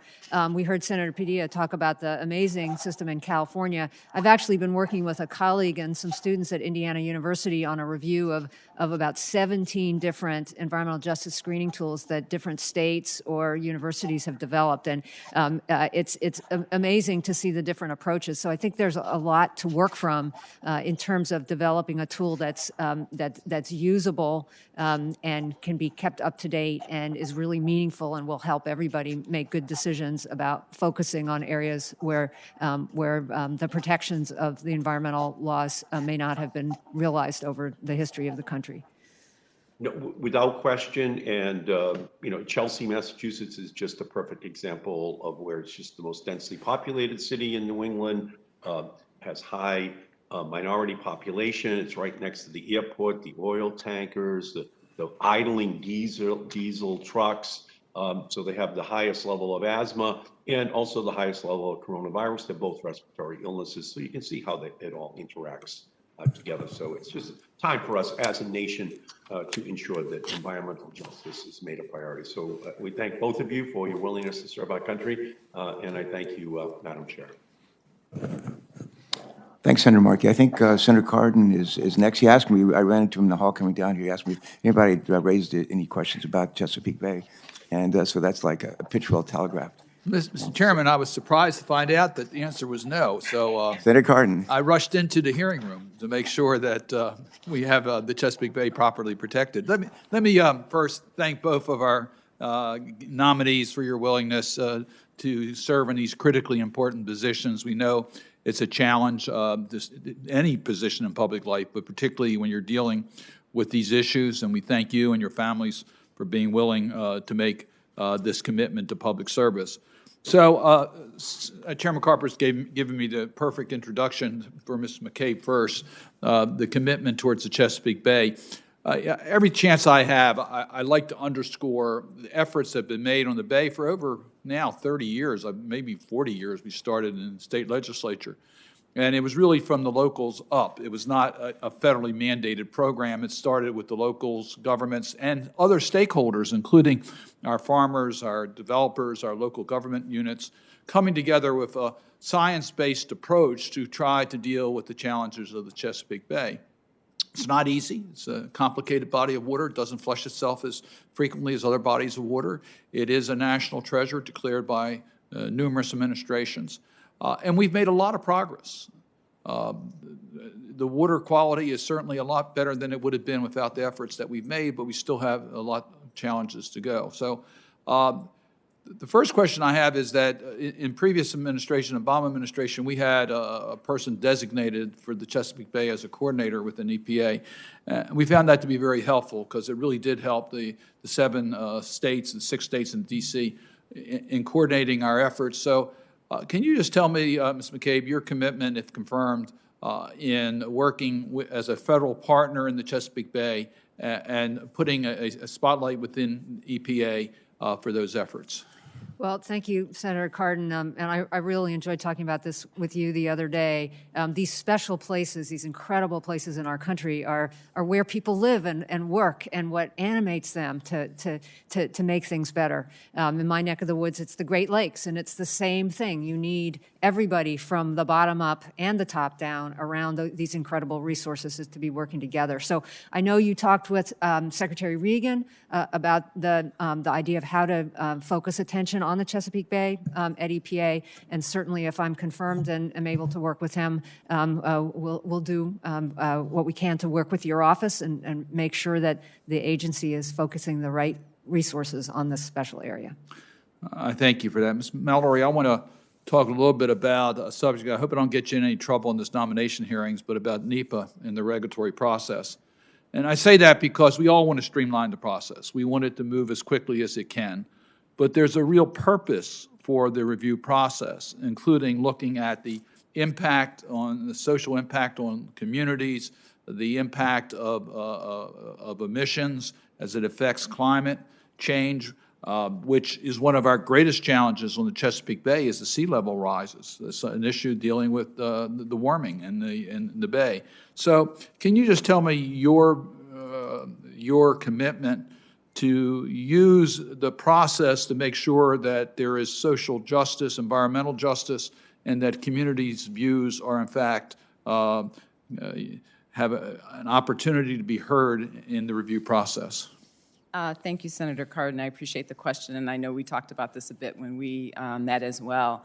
What I can tell you is that I view the challenge of finding a way to ensure that NEPA is serving its multiple purposes and in a way that allows the president's full agenda to be met as the challenge that we face. That it not only has to create an opportunity for there to be a full, robust analysis of the impacts on major projects, it has to create an opportunity for there to be a way for citizens and the community to engage, but it also has to be done in a way that ensures that we have significant infrastructure projects and that economic recovery, which is based on those projects, can occur. So I think that's our challenge. I think that's what I see myself, if I confirmed, trying to search for the opportunities that allow those things to occur at once. And I just really want to underscore President Biden's program of building back better. And we talk about building back better. It seems to me that the process that we use is critically important to make sure at the end of the day we have America that's resilient, that adapts to the realities of where we are, and is contributing to the environmental justice, not only of the local community, but the global community. And it seems to me that CEQ plays a critical part in making sure we build back better. I couldn't agree with you more. Thank you. Thank you, Mr. Chairman. Thank you, sir. I understand we've been joined by Senator Sullivan. Colonel, are you there? Captain, I'm here, sir. You are Navy recognizes Marine Corps. Go ahead. Thank you very much, Captain. Ms. Mallory, Ms. McCabe, thanks, and thanks for your willingness to serve. I've appreciated the opportunity to meet with both of you. So let me just get a commitment, if confirmed, can I get you up to Alaska soon in your first year of your tenure? It's a whole host of issues that are impacting my state right now. I'm going to go into them, but there's not like being on the ground in the largest state in the country with very unique challenges. Can I get that commitment from both of you, if confirmed? Yes, Senator, I would make that commitment to go to Alaska, and we did talk about a number of the unique issues that Alaska faces, and to have an opportunity to see that, I would appreciate it. Great. Well, and likewise for me, Senator. I've had the pleasure to be there once before and would gladly go again. Good. And it can be in the summer. You know, I was back in Fairbanks last weekend and it was about 38 below zero. So it doesn't have to be in the winter, but maybe it's good to see 38 below zero too. There's a lot of unique elements to living in communities like that. Great people, tough people. But it would be great to have you up there. Let me go into a couple issues. I've talked to both of you about the balance on the environment and other things like jobs, and I am also going to talk about environmental justice, maybe not from the perspective that it's always talked about, but on jobs. We're in a recession. My state's in a really hard, difficult economic challenges from with regard to the pandemic.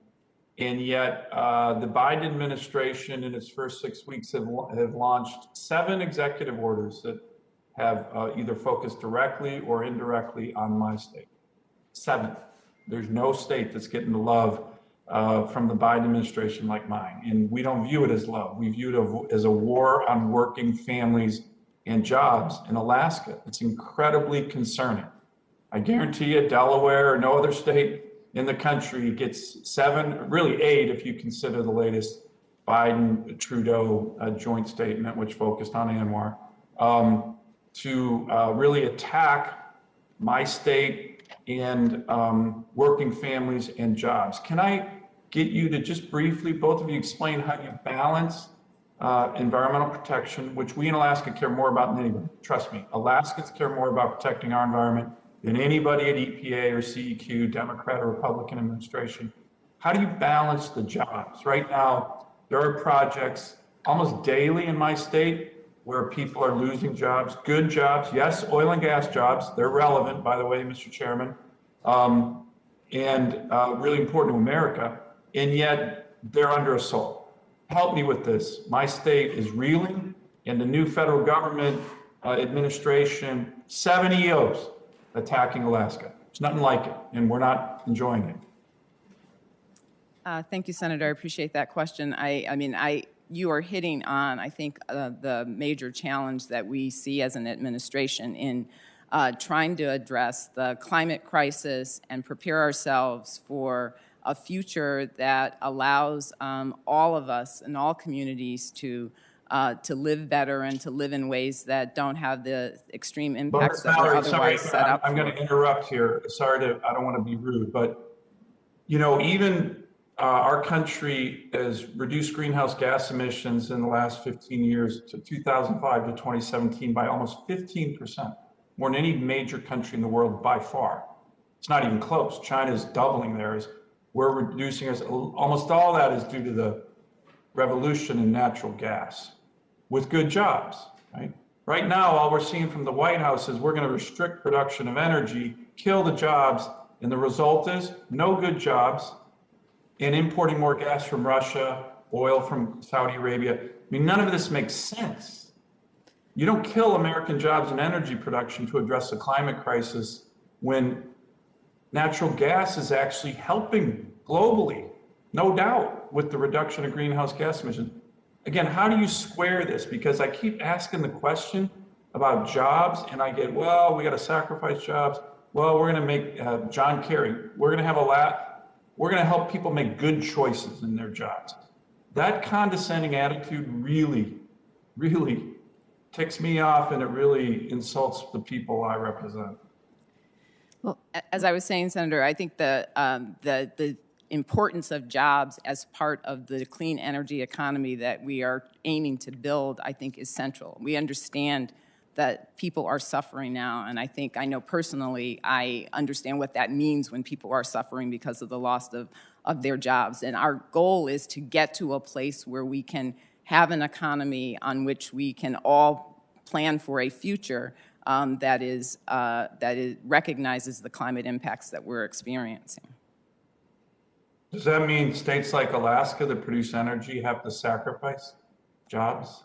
I think it means for states like Alaska that there is a unique transition that has to occur there, and that we have to work more closely with you and figuring out how to do that in a way that protects people, and that is the goal. Let me ask a really important question. My understanding in a recent meeting with the President of the United States that he was fully endorsing natural gas as a transition fuel. President. John Kerry has said he doesn't.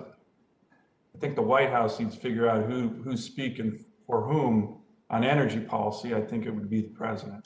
Do you two support natural gas, robust production of natural gas and natural gas jobs as an important transition fuel? The President of the United States does. I think gas is a part of the transition for sure. Senator, I would agree, and I think the president has made clear that we need a wide variety of fuel sources to move us forward towards a cleaner energy. And the point is getting carbon out of the air, Senator, regardless of the fuel source. Getting carbon out of the air, that's what's fueling climate change. Let me ask, I'm going to show you this map. I think I've shown it to both of you. If you haven't, and hopefully you can see it. Can you guys see this map? Yes. Yes. Sorry. Okay.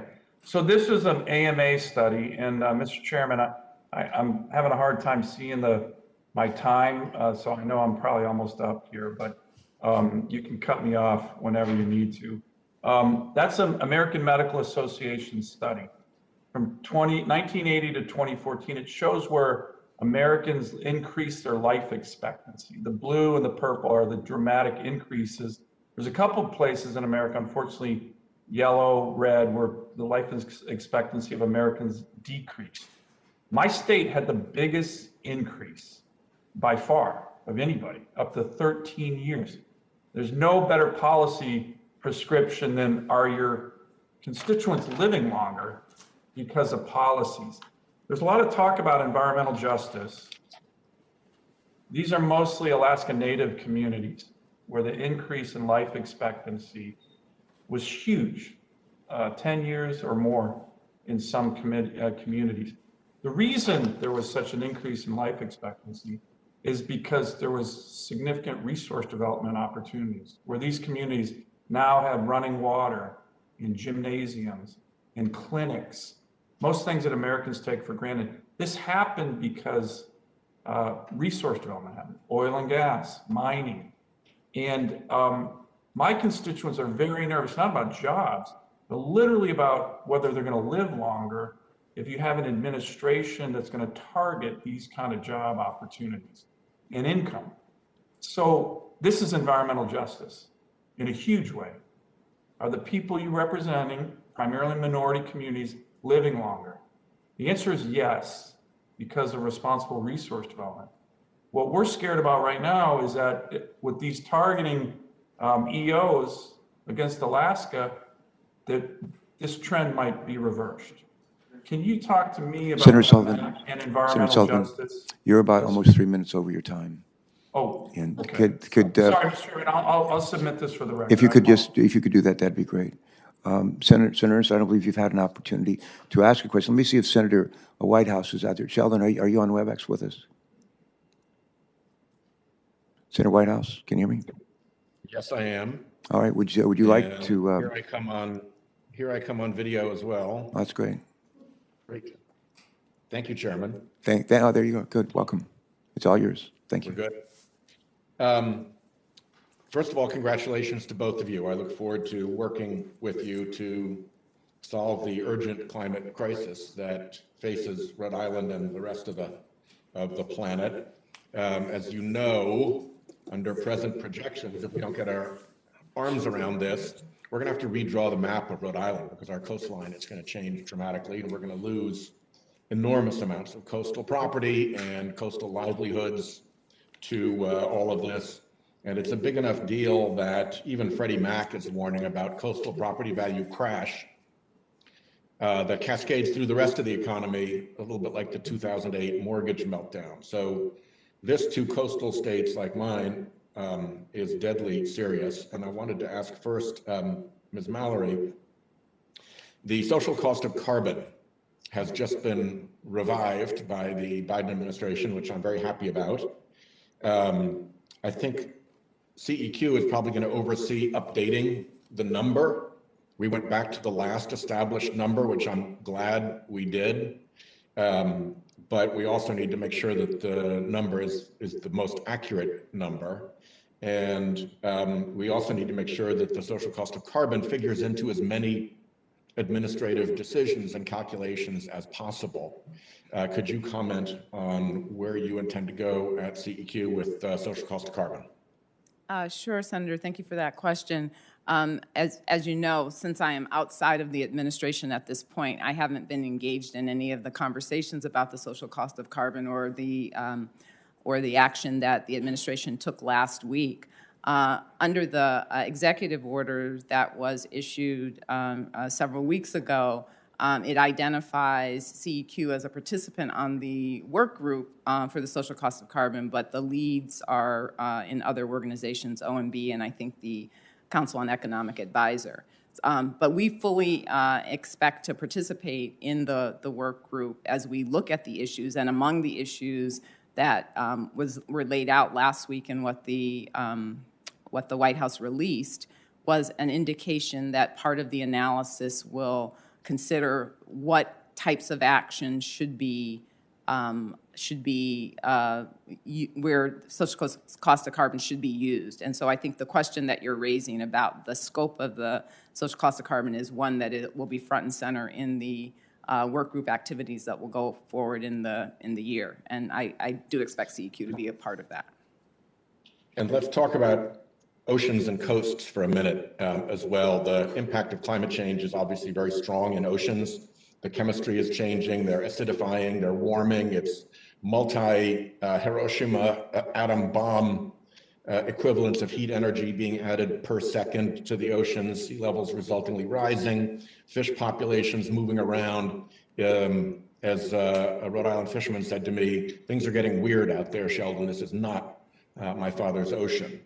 And regrettably, I think we pay very little attention to that, even in the environmental community, because we are terrestrial beings. But the dangers in the oceans if currents shift or if we lose massive fisheries or can no longer support coral reefs are going to be immense. And I hope I'll have your commitment to look hard at these oceans and coasts questions, to take a particular look at the flood insurance program along coasts. NFIP is up for renewal this year. And at the moment, we've just been kicking the ball down the road, paying no attention to real reform of it. And we also have, and here Dan Sullivan and I have done a lot of good work together, we also have a critical ocean plastics problem that the US can play a big role in fixing. We're headed for a world with more plastic in the oceans than living fish in the oceans. And that's not something that I think we should leave to our grandchildren. So could you comment on the role of oceans at CEQ?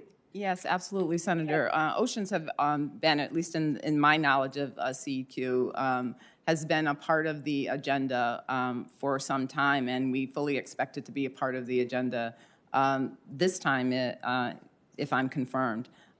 Oceans is an area that we have partnered with the OSTP, the Office of Science and Technology Policy, around those issues, in particular because of all of the changes that you were describing in your opening, in terms of figuring out like what is the path forward. So I fully expect to participate in that process. Chairman, do I have any time left on the clock? I don't have the clock visible on the... Yeah, you're just a few seconds over. If you have a really short question, go ahead. If not, okay. you're over. Ms. McCabe, methane. How much do we know about methane leakage? How much do we need to know? And what are you going to do?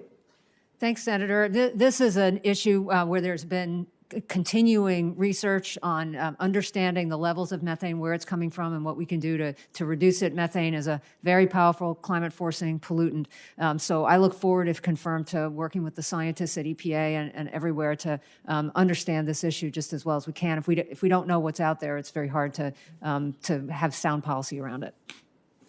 Yeah, thanks, Chairman. I just point out that if you don't know what your methane load is, your methane leakage load, it's hard to assess how good natural gas is as a climate alternative. Thanks very much.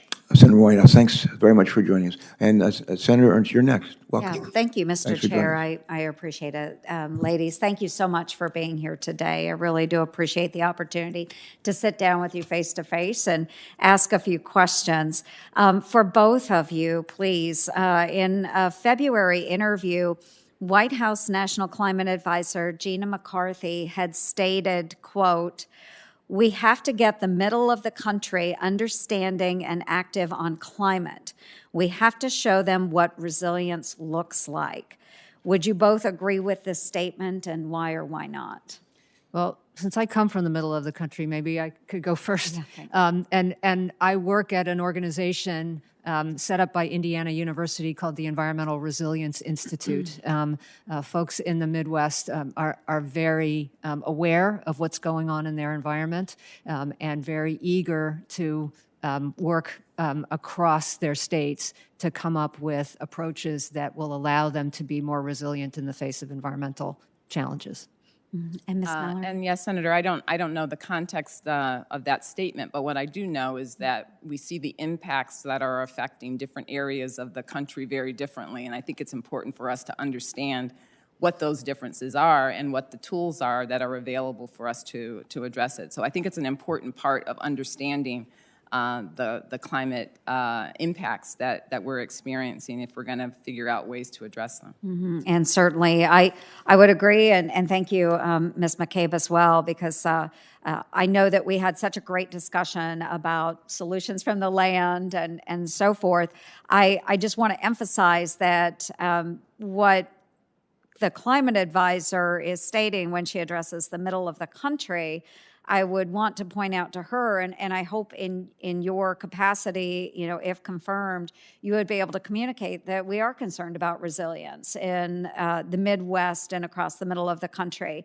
Right now in Iowa, wind energy provides 40% or better of our electric, more than any other state. And we didn't have to have any big mandates coming from the federal government to do that. It is something that we are driven to do in the Midwest. There weren't any job-killing mandates, no additional taxes, no fees. It was all very incentive-driven by the people in Iowa and the companies that supported those programs. The latest data from a Harvard study also shows that first-generation ethanol, Iowa's the #1 producer of ethanol, reduces emissions by 46%. And biodiesel produced from soy is 66 to 72% less carbon intensive than petroleum diesel and biodiesel from other types of feedstocks. So, this was an affront. Many of us across the middle America have taken this as just another example from Ms. McCarthy as a we know best attitude that's pretty common amongst our coastal elite counterparts.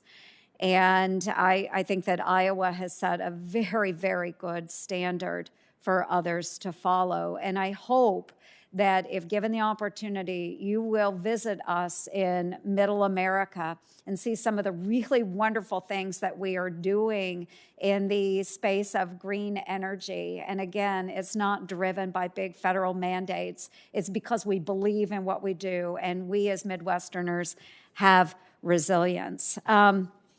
So we'll dive on. I want to talk about permitting as well. So Ms. Mallory, permitting. As you know, on January 21st, President Biden revoked President Trump's August 2017 executive order that created the one federal decision policy, which requires agencies to process as one federal decision environmental reviews and authorization decisions for major infrastructure projects. Infrastructure is going to be a hot topic for a number of years, and to complete the NEPA process within an average of 2 years. Do you agree with President Biden's decision? Why or why not? I will say that that executive order revoked that executive order, but also told CEQ and OMB to look at that policy to see whether or not it should be revised or reinstated. So I don't think the issue is off the table. And in fact, I also believe that the elements of the one decision policy are integrated into the 2020 regulation itself. So the issue has not gone away. The question is there a way for us to address the approach to permitting in a way that also responds to the other values that we're going after, making sure that you have good data, making sure that communities are participating, making sure that we can do it in a way that ensures that we get our projects done in a timely fashion. Thank you. And I do believe we need to find ways to speed along the permitting process, of course, taking into account our values. But certainly infrastructure will continue to be a very important topic for us to discuss, especially right here in this committee. So thank you, Mr. Chair, very much. Thank you, ladies, for being here today. Appreciate it. Senators, thanks so much for joining for your questions. Ms. McCabe, how far away is Indianapolis from Iowa? From Iowa? It's pretty close. Like how close? Yeah. Yeah, you sort of go halfway across Indiana, then you do Illinois, and then you're there. Have you ever been there? To Iowa, I'm sure that I've been to Iowa. Okay. All right, you may want to go again. All right, thanks. Senator Kramer, you're next. Senator Capito and I are going to yield to you, and if no one else shows up, then we'll wrap it up. But Kevin, go ahead. Very good. Thank you very much. So since Senator Ernst raised the issue of Ms. McCarthy's comment about resiliency and the ignorance of the Midwest, I'm just going to sort of tag onto that a little bit. I'm not going to brag so much about all the wind that we have in North Dakota. We do have a lot of it. But I will tell you this, that winter is an annual event. It's not a vortex. We don't shut the lights off because it's cold. We crank up the coal and the gas to make sure that people stay warm. We don't shift the gas away from manufacturing or heating homes to go over here to a peaking station. We've been talking about the resiliency of the grid for decades before it was the cool thing to do. And so I would just say to you, Ms. McCabe, I'm all about second and third and fourth chances. I'm grateful for all of them that I've had. You have a steeper hill to climb, frankly, than most, largely because in 2014, you sat before the same committee and promised federalism. You did again today, promised federalism, considering the states, listening to the states.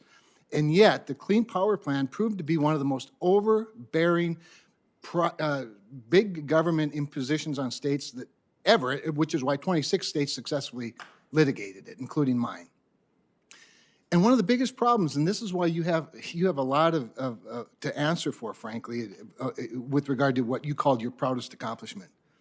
The proposed rule in the Clean Power Plan required North Dakota to cut its CO2 emissions by 11%. Now, reasonable, nice Midwesterners say 11%, I don't like it, I don't like the prescription, that's another whole factor, but we can probably do 11%. And then, of course, the final rule comes out since everybody decided, well, 11%, let's play along, let's do our part rather than stand against this thing. And it was 45%. 45% just dropped on a state like North Dakota. That, by the way, is one of the handful or so of states that meet all ambient air quality standards as prescribed by the EPA. We're very proud of that. We love our air. We love our land. We rely on all of that. And so and I've been pushing Mr. Regan really hard on this. I voted for him out of this committee with an understanding that he's going to keep an open mind, that he's going to talk to the people of North Dakota, that he's going to be sincere about it, and he seems to be. Your history with us makes it a lot more difficult. So that lack of transparency and stakeholder interaction, particularly with Middle America, is a tough one for us to get over. And for me to vote for you, I'd have to explain myself pretty clearly to North Dakotans. So I'm going to give you the moment for a couple of minutes to tell North Dakotans, we ought to give you another chance at this. Well, Senator, I really thank you for being so candid with me, and I'm sorry we didn't have a chance to chat before the hearing. I hope we'll have a chance to chat afterwards. I'd love to do that. So I understand your position and what you're saying. I have to tell you that when I was working at EPA before, I was absolutely sincere in my commitment to involve everybody, and I know that there are many who disagreed with the outcome of that rule. But in terms of listening to people and hearing people and taking everybody's perspective into account, we certainly did that in the lengthy process that we went through on the Clean Power Plan. The final rule, as I said a minute ago, the rule was about carbon emissions, and my state is also a state with a lot of fossil energy, and it had a large reduction expectation as well. But what we tried to do in that rule was build a very flexible approach, and we talked for hours and hours with state officials about how to do this in a way to provide flexibility so that the goal of the rule, which was to reduce carbon emissions, could be done in the most flexible way, giving states as many options as possible to work together, to work internally, to work with other states all across the country to make that happen. And I think we've had success in this country with programs like the Acid Rain program in allowing flexible approaches to do these things affordably. Well, I would submit to you that you've had success in lots of areas: NOx, SOx, mercury, particulate matter, because you worked with states and stakeholders and the innovators that actually do, the production of the energy met those. But when you pull a bait and switch from 11% to 45%, it's hard to, or you go, outside the fence line, or whether you stay inside the fence line. These are important matters, as you know, and it's why the litigation was successful. I appreciate your answer. Don't worry, I'll always be candid. But I'll always do it with a smile. I appreciate you thinking. I yield my time. When he stops smiling, we have a problem. All right, I think next up is joining us by WebEx is Senator Lummis. Is that correct? I think that is. Senator Lummis, are you there? Thank you so much, Mr. Chairman. And I'm bouncing between hearings, so I'm going to be quick. First of all, I really want to thank both Ms. McCabe and Ms. Mallory for spending time with me before the hearing. We're dealing with some of the same tough problems that the senator from North Dakota just mentioned. I would tell you, with regard to refineries specifically, I live right next door in Cheyenne, Wyoming, to the Holly Frontier Refinery, which, just because of the small refiners exemption and the inability to get that exemption, we lost 200 jobs because that oil refinery is being converted into a soybean refinery. The 260 jobs that were there are now 60 jobs, and those people were moved elsewhere in the country. So it was a tremendous blow to us. And these things are happening as a consequence, a direct consequence, a singular consequence of federal regulation. So my question for Ms. McCabe is, in the wake of these refinery closures and downsizes and the resulting increases in imported fuels, how will you ensure that EPA policy doesn't weaken energy security by increasing dependence on imported fuels?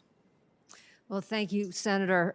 Certainly, energy security, energy independence, and affordable energy are critical priorities for this country and for this administration. And so if I'm confirmed, and to the extent that my duties involve me in these kinds of questions, I will have that very, very much in mind. The jobs issues for our states, as you've heard from Senator Sullivan and Senator Kramer and others, it's hugely consequential. You can say, in theory, that jobs will not be lost, or people will be retrained, or energy that is non-emitting will replace the jobs of emitters, but in fact, it just doesn't happen that way. It's important that we protect jobs at the same time that we are protecting the environment and making environmental improvements. And we want that. As Senator Sullivan says, nobody cares more about the environment in their state than the people who live there. And that's true in Wyoming too. And we're very proud of our environmental record. But we're very concerned about approaches that set targets that just cost jobs and don't improve the environment. I want to work with you on these issues. Believe me, I do. It matters so much to our state. So thank you for your time. Thank you for your willingness to step up. And Mr. Chairman, thank you for the time today as well. I yield back. Senator Lemus, thanks so much. You bet. I think Senator Kelly may be out there somewhere. Senator Kelly, can you hear us? Yes, Mr. Chairman, and thanks for holding this important hearing. And thank you to Ms. McCabe and Ms. Mallory for joining us today and for your willingness to serve in these roles. Both of these positions to which you're nominated for are very consequential to the state of Arizona and for our country.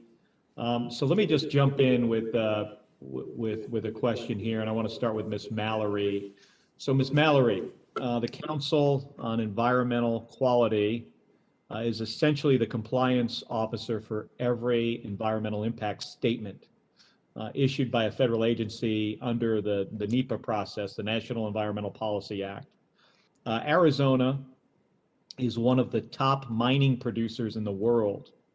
And to get to a carbon-free future, we need to have copper, lithium, nickel, cobalt, and other strategic minerals to build solar panels and to build electric vehicles and high capacity, high density batteries. The World Bank estimates, they estimate that 3 billion tons of minerals are needed for green technology worldwide to accomplish this.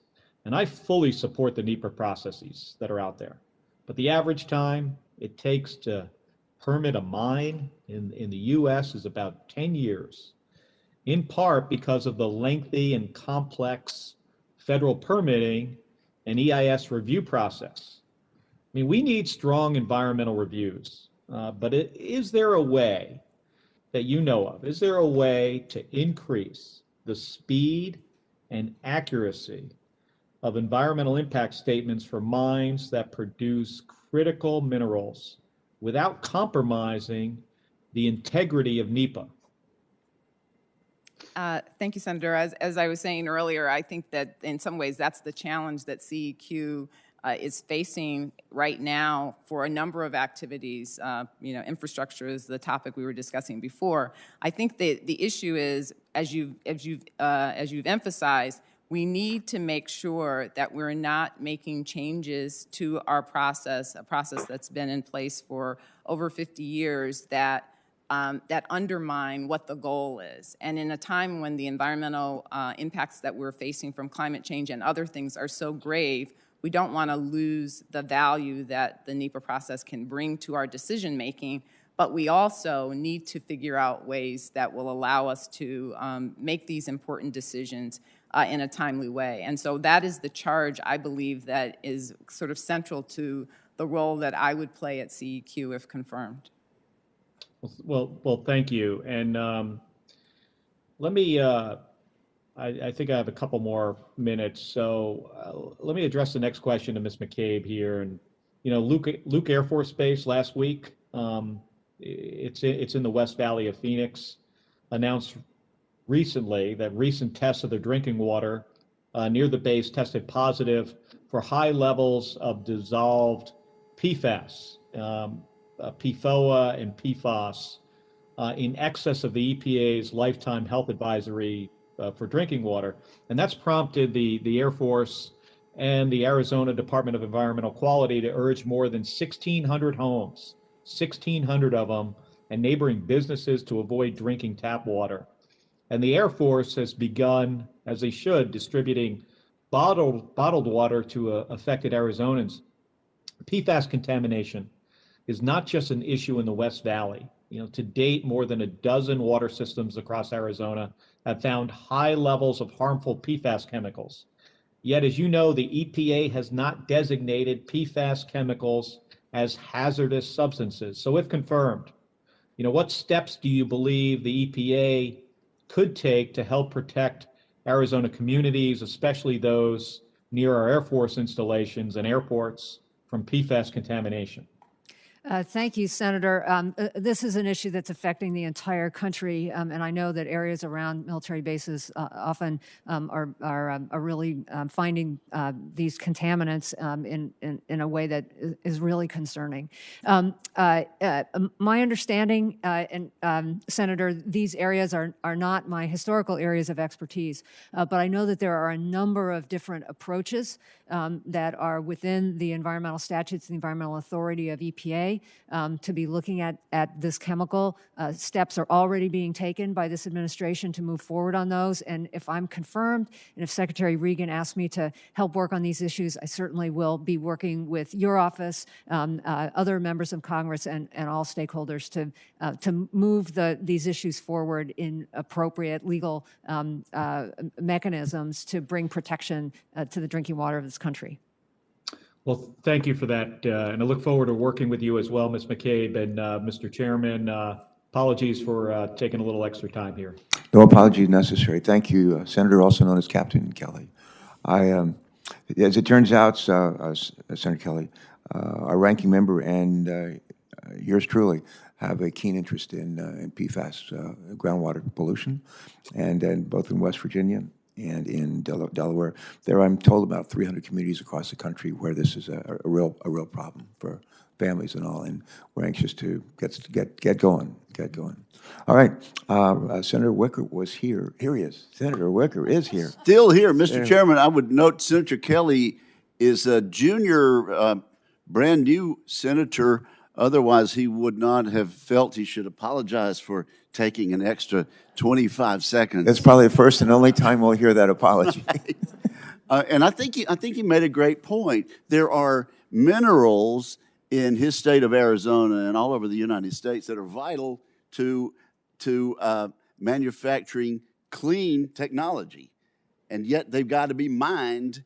And somehow the mining regulations need to be loosened up a little so that these essential minerals can be utilized to make the environment better. Good point there from Senator Kelly. Let me ask you this, Ms. Mallory.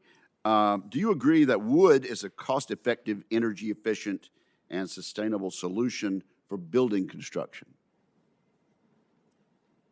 Senator, I feel like there's a technical aspect to that question that I'm not sure I understand.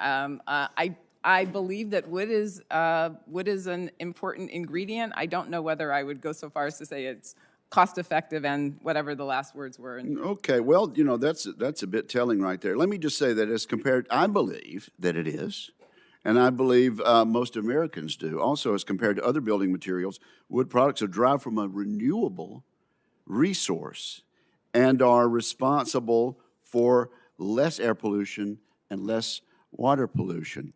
And that brings me to an act by the EPA back in 2015, where they issued interim recommendations for federal procurement of wood products based on the Council of Environmental Quality implementing instructions. The recommendations, which happily have been overturned, would have resulted in potential exclusion of wood products from over 95% of U.S. timberlands, including more than 80 million acres of certified U.S. forest in federal procurement projects. We were able, in the 2018 Farm Bill, to include a provision which prohibits procuring agencies from establishing regulations against procurement of such excellent sources of construction as bio-based products. Let me just ask you, are you aware that there are a lot of alliances, wood-growing entities around the country who are concerned that the new administration could work around this solution in the Farm Bill and implement regulations similar to the one we had in 2015, which basically disadvantaged forest resources in almost all of the 50 states. Senator, I'm not really aware of the alliance that you're speaking of, but I'd be happy to learn more if confirmed. Okay. I understand that biomass and bio ingredients are an issue that is getting and should get more attention in terms of figuring out what our climate solutions are. And I'm happy to be part of. Good. Well, I appreciate that assurance. And let me just say that the resistance to what was attempted in 2015 was bipartisan, and it covered almost every geographical area of the United States, from the Southeast where I live up to New England and other areas. Briefly, Ms. McCabe,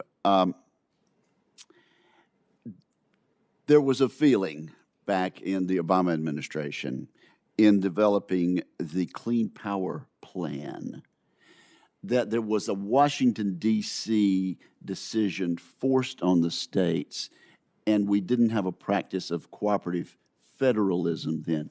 Do you agree that by working with state environmental agencies, we can oftentimes result in the same efficiencies and the same clean result by listening to local and state regulators at the same time? Oh, Senator, I totally agree that EPA has to do its work in partnership and cooperation with state and local agencies.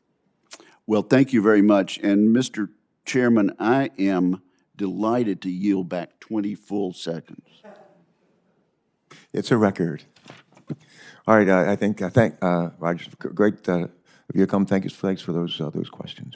I have some follow-up questions of my own on a Clean Power Plan, but we'll save that to the end. Senator Capito, please. Thank you, and thank you both. And I think we're closing in on it here. I wanted to get this question on the record to you, Ms. Mallory, because it's an issue that's important to all of us. Certainly, the deployment of broadband in this country is woefully behind. In this pandemic, we see how much that's affecting students, healthcare, ability to telecommute, and all kinds of things.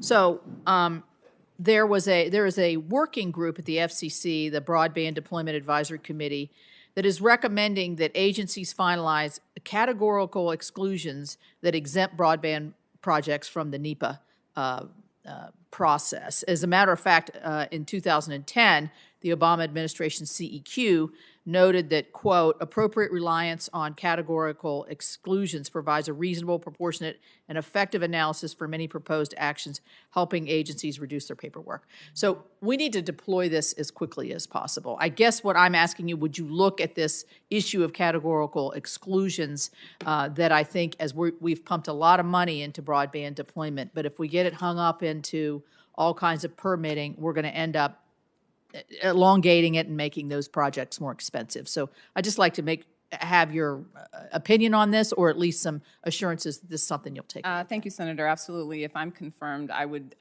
look into and be briefed on the issue of broadband categorical exclusions. Thank you. Thank you.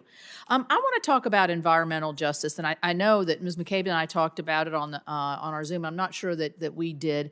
And it's been touched on, and you can see, with the job loss issue. So as I think of environmental justice and understanding that it's somebody living next to a polluted area, can't move, they don't have the wherewithal or the money to be able to change that or clean it up or all those kinds of things. But I also think that with joblessness comes an expanded environmental hazard. When you have people who have depression or opioid addictions or joblessness or hopelessness, you end up, the environment surrounding those types of, those folks, those homes and those communities, I think can be just as damaging to our environment in some ways as maybe a factory or a power plant or some other kind of, where you can directly say that's an environmental hazard. So I guess what I'm asking you, do you agree with what I'm saying in terms of the joblessness issue? Does environmental justice encompass those kinds of concepts that I'm putting forward? Just help me understand your perspective on that. And we'll start with you, Ms. McCabe. Thank you, Senator. Any job loss is a terrible thing, and I agree with you that we have communities across this country that are suffering greatly, and the pandemic is just making it worse. So you have my total agreement there, and I think we need to pay attention to all of these issues. I think that President Biden has reflected in his executive orders that paying attention to communities that are affected by the transition to a more climate-safe world is those impacts are real, and that the government needs to be paying attention to those. So I do agree with you that we have to pay attention to these issues. Yeah, Ms. Mallory. Yes, Ms. Capito, and I guess what I would say is I definitely agree that those are problems that need attention and that we are prioritizing in terms of thinking about the broader agenda. Whether they always fall under a category of environmental justice, I'm not sure, but it doesn't matter because I think they are priorities that I think that we need to figure out ways to address. Well, in ways it does matter because there's a great emphasis on this administration on environmental justice and equity.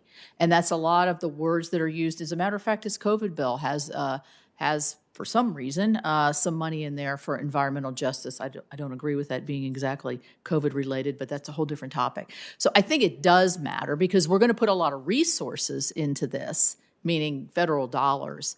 And I know there have been some promises in some of the executive orders that, 40% of whatever the benefits would be from green energy is going to go back into the communities. But you can hear the skepticism of the states that have been impacted before. And, some of us kind of feel like it's sort of a little pat on the head and, you're going to be okay. And I'm glad to hear you talk about transitions because we didn't really have a transition, I didn't think, under the Obama administration. We lost thousands of jobs and really shuttered a lot of our communities. Last question is, you have Gina McCarthy as the climate czar and John Kerry as another climate czar, then Ms. Mallory at CEQ, and then you and Michael Regan at EPA. How does this all fit together, and who's the lead here? And I don't know if you've had these discussions with Gina McCarthy or the president himself as to who's going to be the lead on environmental policies and whose voices should we be listening to? So, or is it going to be one coordinated voice? But who's going to be the one who's going to be the spokesperson, I guess is my question. I asked Michael Regan the same thing. So if you have a quick response, or I could add that to a written question. Ms. Mallory, I was just going to say, the way that I see the issue is that there is a coordination activity that's occurring around climate change that the new White House positions are helping to orchestrate, with every agency and every other part of the administration kind of bringing to bear the expertise that their organizations offer. So CEQ will be working around these issues in partnership with Gina and others in the White House that are designed to actually have us all end up with the president's agenda being met. Ms. McCabe? Well, I haven't had any conversations with Gina or anybody else other than Secretary Regan, and he made clear to you that he will be making the decisions at EPA accountable to the president and carrying out EPA's responsibilities, and that will be my experience as well, if confirmed. Yeah, I think that's what we'd like to see. I mean, certainly from my perspective, because I think the more transparency that we have, more accountability, we can ask the right questions and you can give us the right information for us to be able to react. Thank you both for being here today. Thank you. Senator Capito, thanks so much. I have a couple of UC requests and I have a couple of questions, and then we'll close it out. Unanimous consent request. I'd like to ask unanimous consent to submit for the record a fact sheet from EPA on the Clean Power Plan that states that the agency received 4.3 million public comments before finalizing the rule. Is that correct? It was 4+ million. Yes, sir. Yeah. Did you respond to any of those? We responded to every substantive comment, Senator. That's a lot. Okay. Thank you.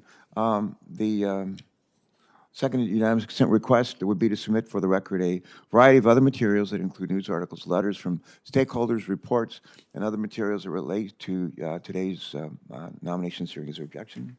Hearing none, so ordered. I want to come back to the Clean Power Plan, but before I do that, I love to tell the story of Willie Sutton. Willie Sutton, who was a famous bank robber back, I think, in the Great Depression. And he robbed a lot of banks, finally got caught and dragged before a judge in court. And the judge said to him, Mr. Sutton, why do you rob so many banks? And he says, that's where the money is. And when you look at EPA and the last two administrations ago, and the current administration, when we know we have too much carbon in the air, and we have a pretty good idea where it's coming from, and my understanding is that mobile sources are producing about 28% of the carbon dioxide. I'm told that our power plants, the power sector, would be maybe number 2 in the pecking order. And what would be number 3?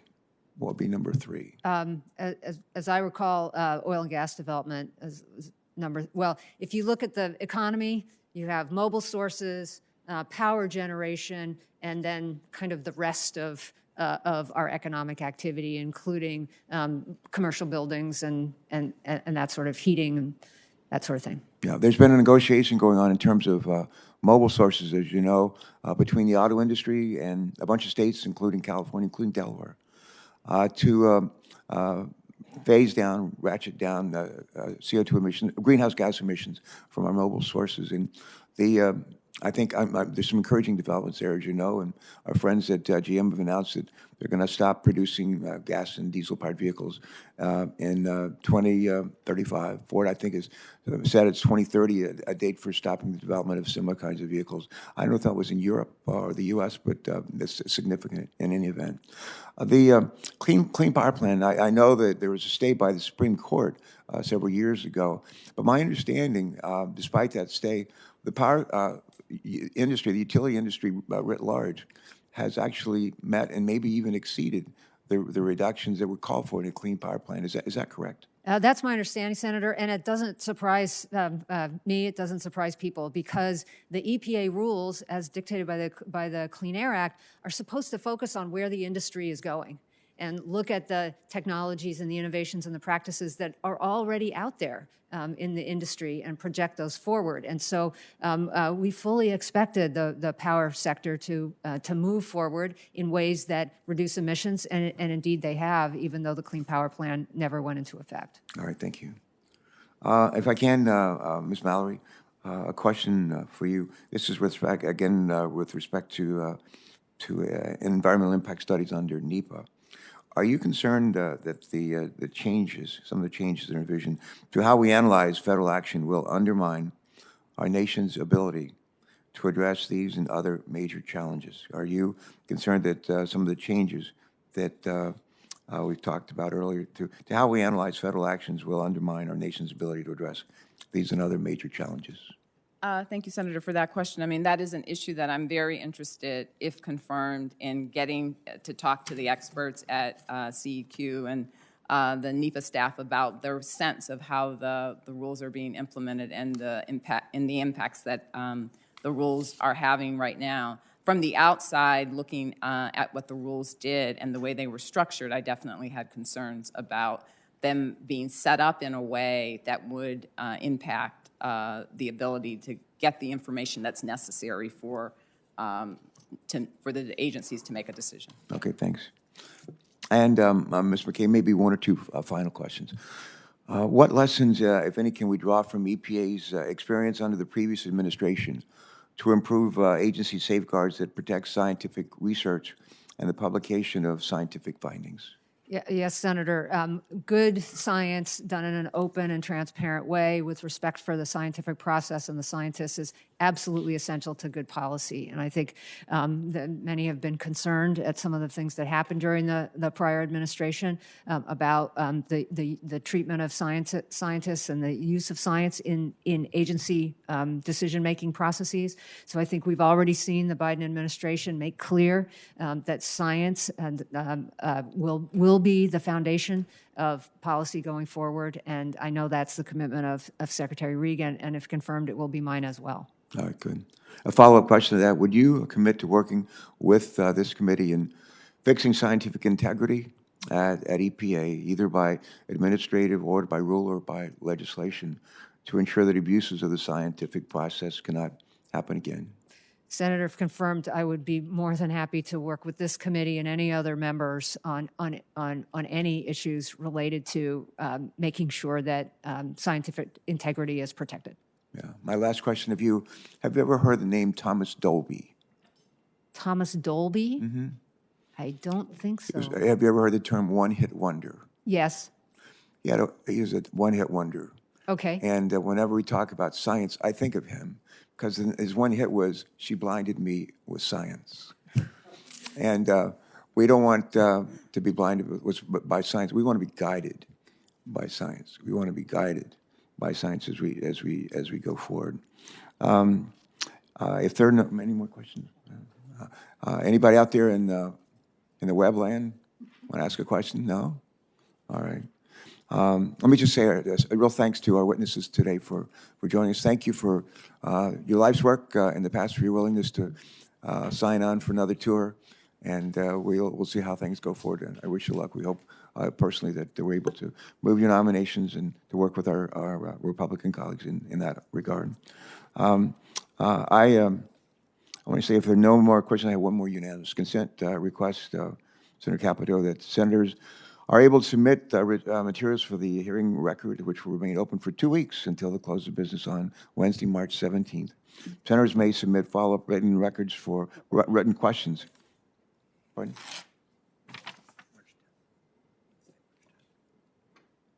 Okay. Until it says, okay, which one is correct? This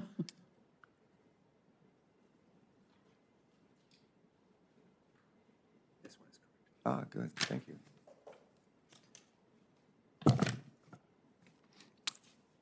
Here we go. If there are no more questions for today, this is my final script.